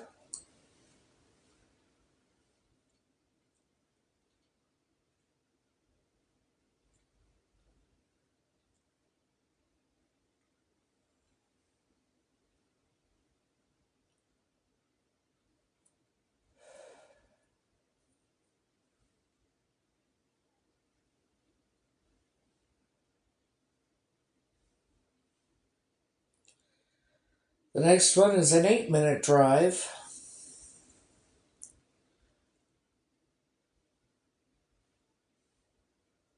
So Davenport, Iowa, being that big, right?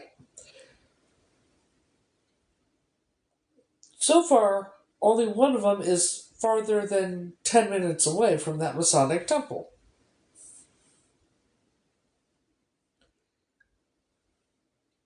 12 minutes. The farthest one so far is 17 minutes. Do you think that is kind of weird?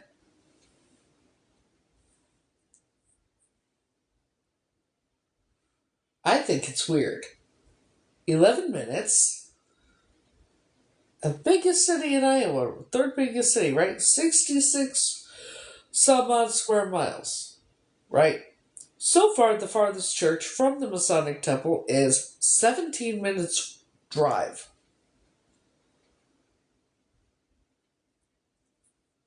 I'm sorry, what?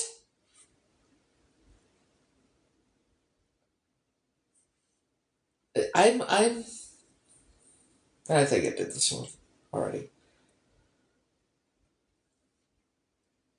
Yeah, I did that one already. Next one. Like, this is nuts. They're all surrounding the temple. 7-minute drive.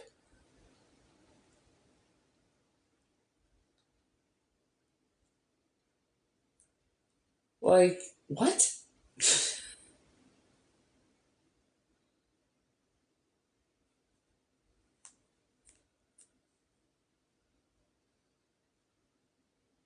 10-minute drive.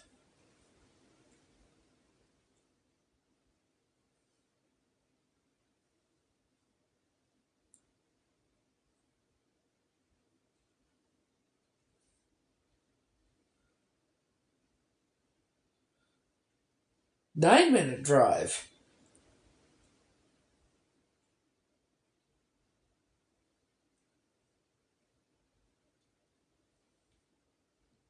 Community Church. That's on Brady. Directions, that one. Anybody else find this fucking weird? 9-minute drive. Y'all seeing a pattern, or is it just me?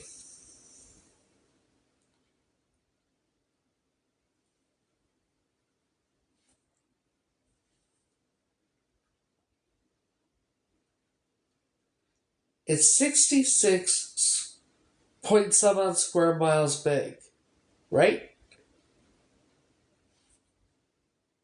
16-minute drive. The farthest one is 17 minutes.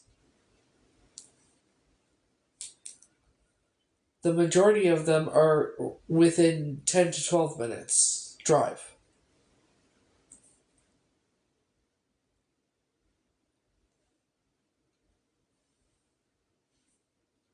I don't like this. You got all these churches, right? 11-minute drive. The farthest one from the Masonic Temple in Davenport, Iowa is 17-minute drive.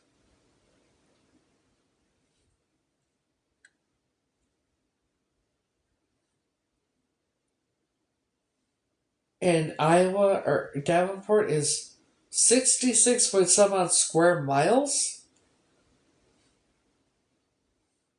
And all these churches, 5-minute drive. Okay, I think we get the hint, right? I think, what the fuck? This is crazy. This is fucking crazy to me. You have all these churches, and in Iowa, Davenport, Iowa, 66 point whatever square miles. And all of the churches are within 14 minutes, within 17-minute drive to all these different churches. Between 5 minutes and 17 minutes from the Masonic Temple.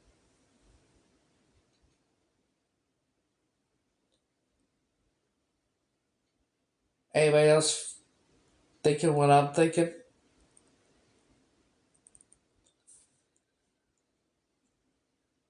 How much you want to bet all these churches have old wells behind them?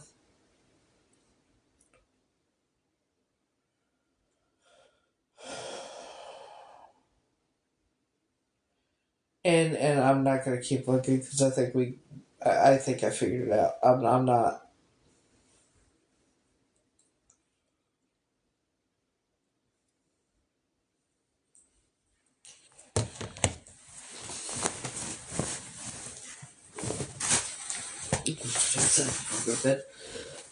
For that many churches,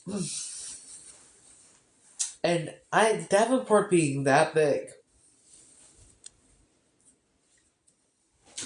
See, I knew I had seen a lot of churches, right? I knew I had seen a lot of churches when I was in that when I was there.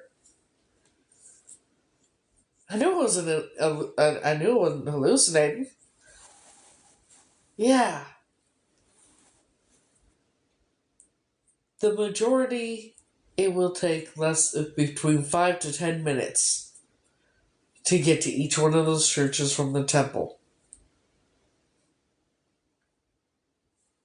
The farthest one taking 17 minutes to get there by car.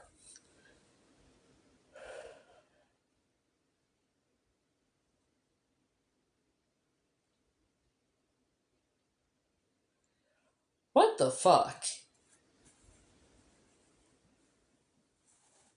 They go, they have their chili dinners, right? Well, we know that's cover at this point.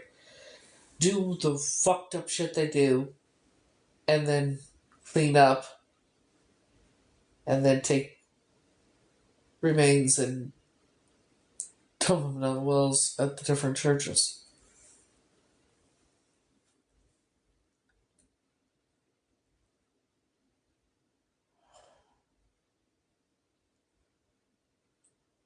I don't know what made me look that up either.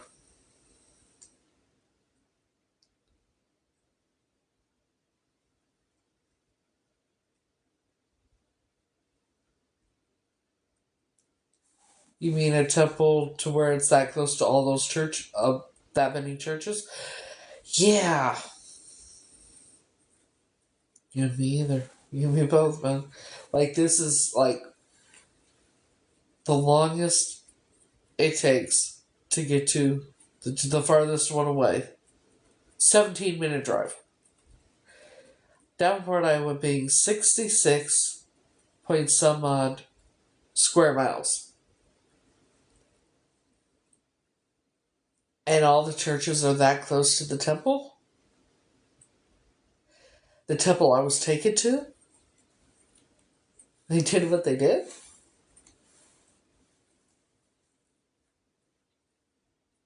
And Joan telling me when I was a teenager, we were playing cards behind an old church. There's an old well. What was supposedly dug up. And the nuns would get pregnant by the priest, and then they would have the babies and dump the baby, put the babies down the well. That's what she fucking told me when I was a teenager. What the fuck? She said that they had dug up the old well and they found a bunch of bones or whatever. There's no article. I've never found an article, nothing. But I'm willing to bet that that if they go and look at the churches, look at the old wells or whatever, I'm willing to bet they will find remains.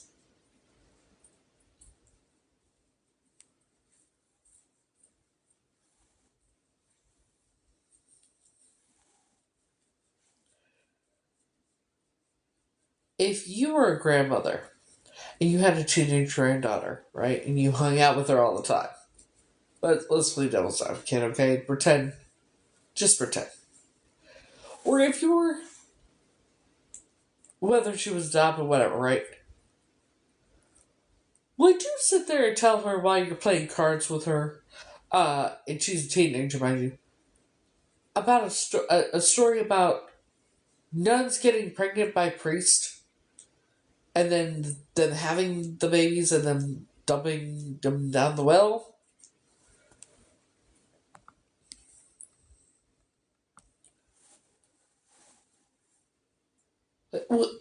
What? I would have never said that to any child, no matter how old. What the fuck?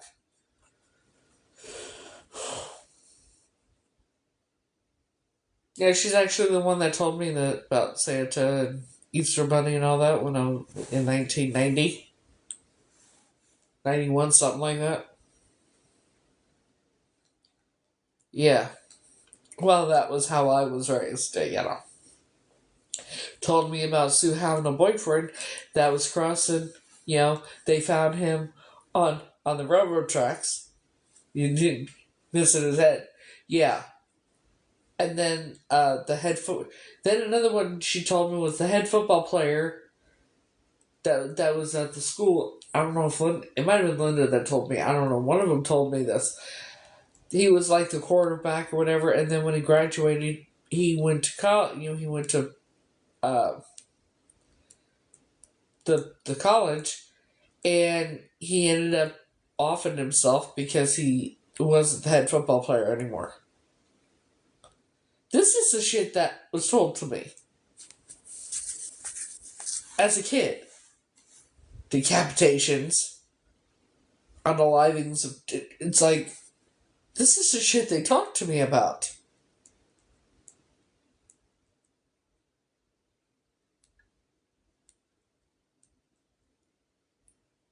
Told me about Santa and everything. It was like 1990 when she told me about all that shit. Now, I did fuck. And she pretended it was all an act. Then her and Jack pretending I was their favorite. It was all fucking act.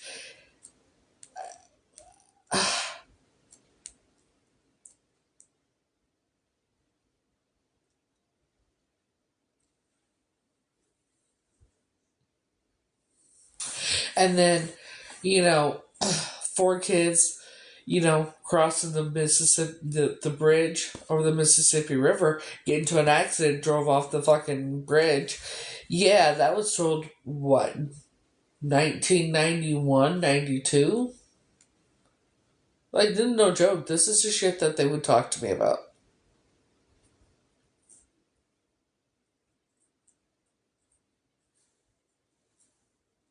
And I never thought too much about. I thought we were just spending time together, and she was telling me old stories. I never fucking did I. Aw, bless your heart. Mental health, my ass, bitch. Grow a pair.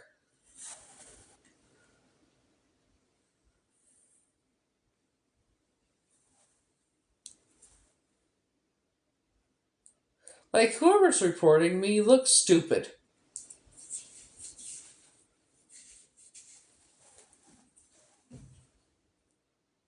You do. Because you do realize I'm going to tell the proper authorities about all of this, right? So you can report me all the fuck you want. However, the proper authorities are going to know. I'm going to tell them everything. And there will be an investigation. Big time. And you will all be exposed for the monsters you truly are. And you will pay for what you've done. They will find the remains of all of them. Whether you like it or not.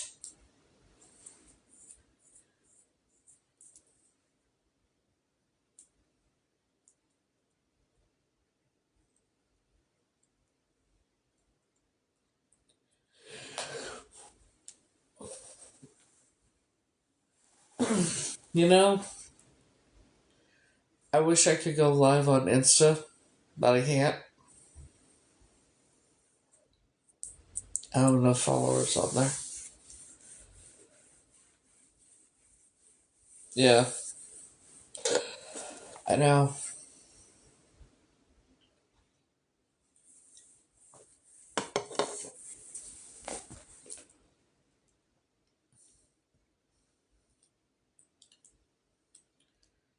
Told me about unalivings and everything. About some of the family members being unalived and all that shit. Yeah, it's crazy. Yeah.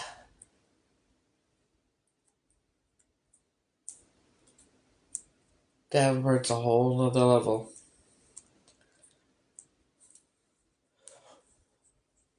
And I'm starting to wonder now. No, they're all evil. There is no wondering. I was like, I'm like, maybe they're not all that bad. No, they are. They are.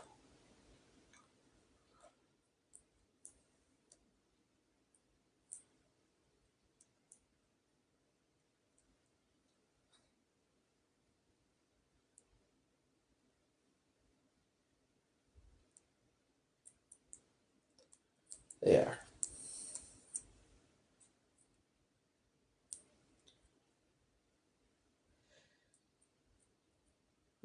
Instead of reporting me, they should just go to the fucking psychos and say, why did we do this? What is wrong with us?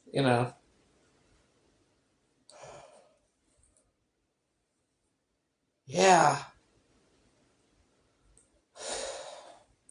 The shit I grew up being told, and like it was like they were telling me like what they had for lunch. This is the shit that I mean. It's always been like that with them. And I never thought about it till now. The insane things that I've been told, the sick things that I've been told. Talking to me about it when we're playing cards and shit like that.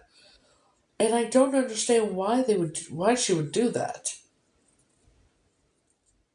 Like, I don't get it. I definitely wasn't their favorite, and that it was I was I was just a piece of property.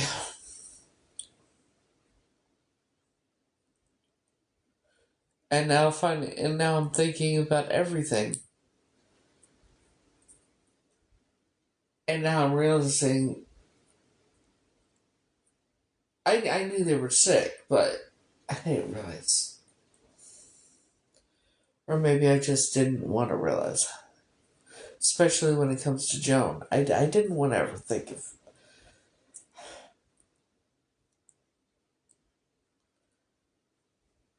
I thought I was her favorite grandchild. I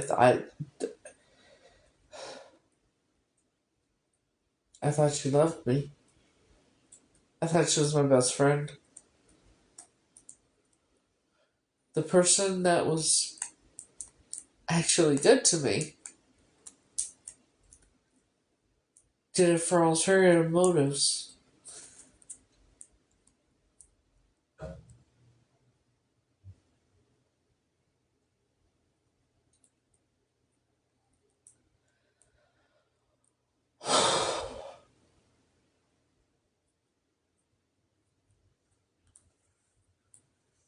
I don't know what it's like.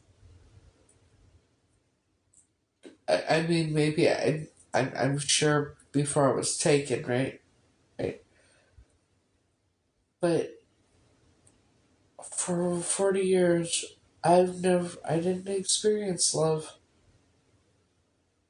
I experienced fakeness, I experienced abuse, I experienced the worst of the worst, but I never experienced love.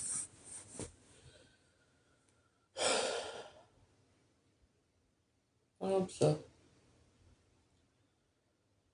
I never like, how the fuck, man?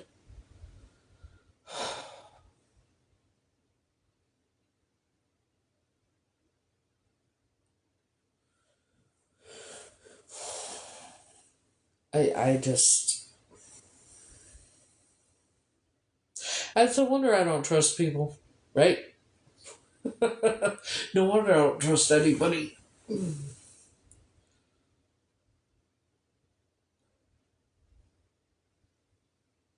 I trust Frankie.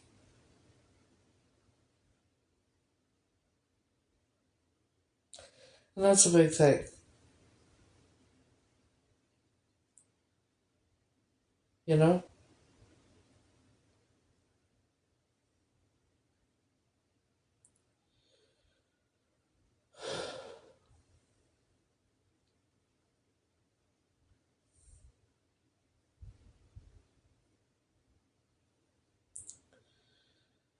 And I wish I could see him.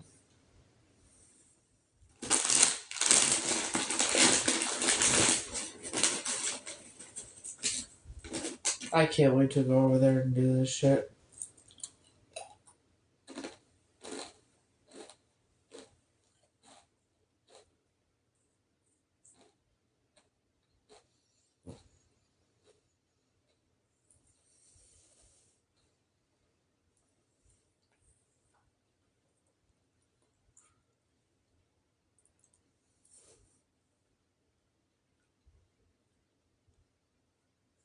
Oh, and then there was the teacher who unalived his wife, his pregnant wife, that was also a teacher, because their daughter was 2, 3, something like that,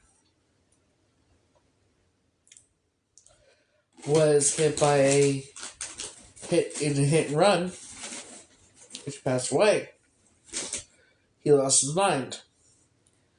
Ended up so long later unaliving his wife, and I was told this child.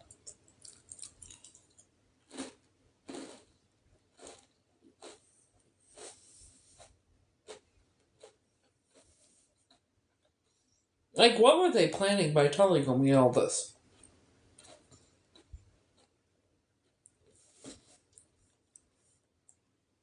Did they think I was going to eventually be like them?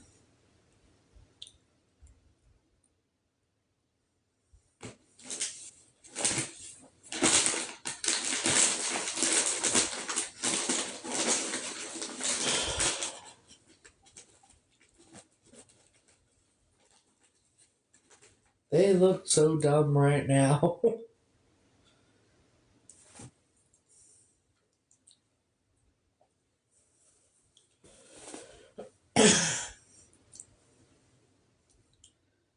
I hear the train coming. It's coming around the bend. They're never gonna see the sunshine ever again. Because they're all going to prison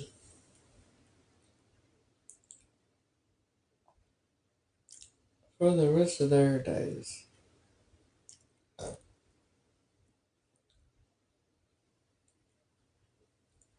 And when that day comes, we'll be rejoicing and singing and praying. Something like that. I don't know. Come on, everybody. There's no more need to fear. Believe it or not, the end is very near. Because they're all going to be locked up to never hurt another one.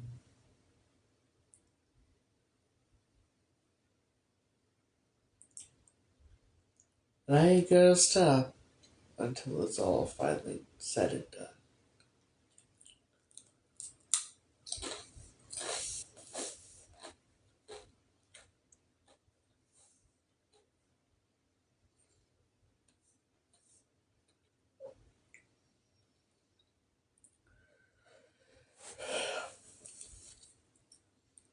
They might as well start singing Jailhouse Rock or some shit.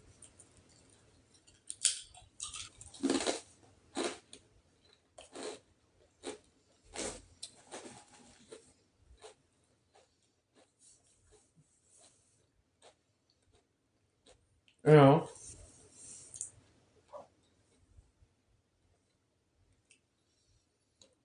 You know, shit they told me.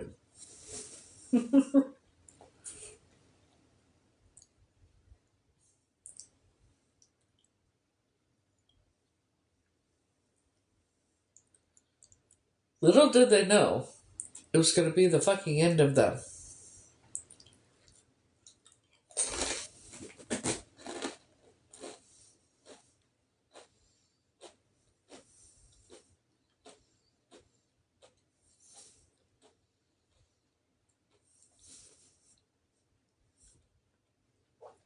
They screwed themselves without realizing it.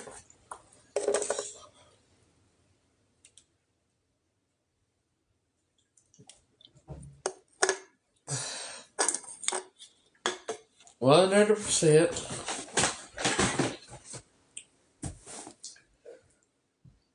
Excuse me. I can't, like, I'm sitting here thinking, I'm like, what the fuck?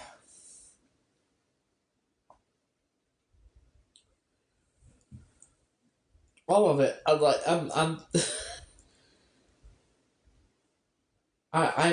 kind of, I don't know why I'm in shock, but I am.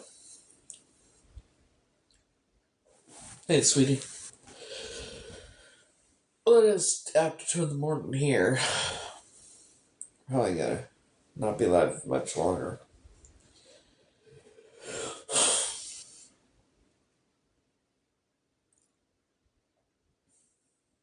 I can't believe this shit. And then all those churches that close to that goddamn temple.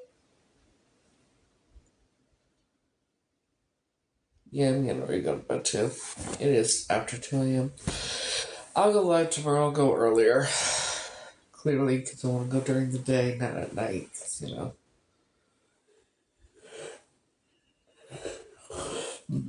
Excuse me, damn.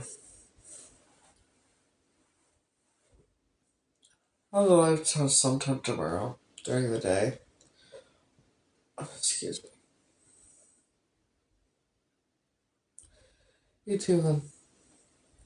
So, I'm gonna end this because I'm going to bed. Hope you all have a great day, great night, whatever time it is where you're at. Have a good one, and Bold saying. Till next time.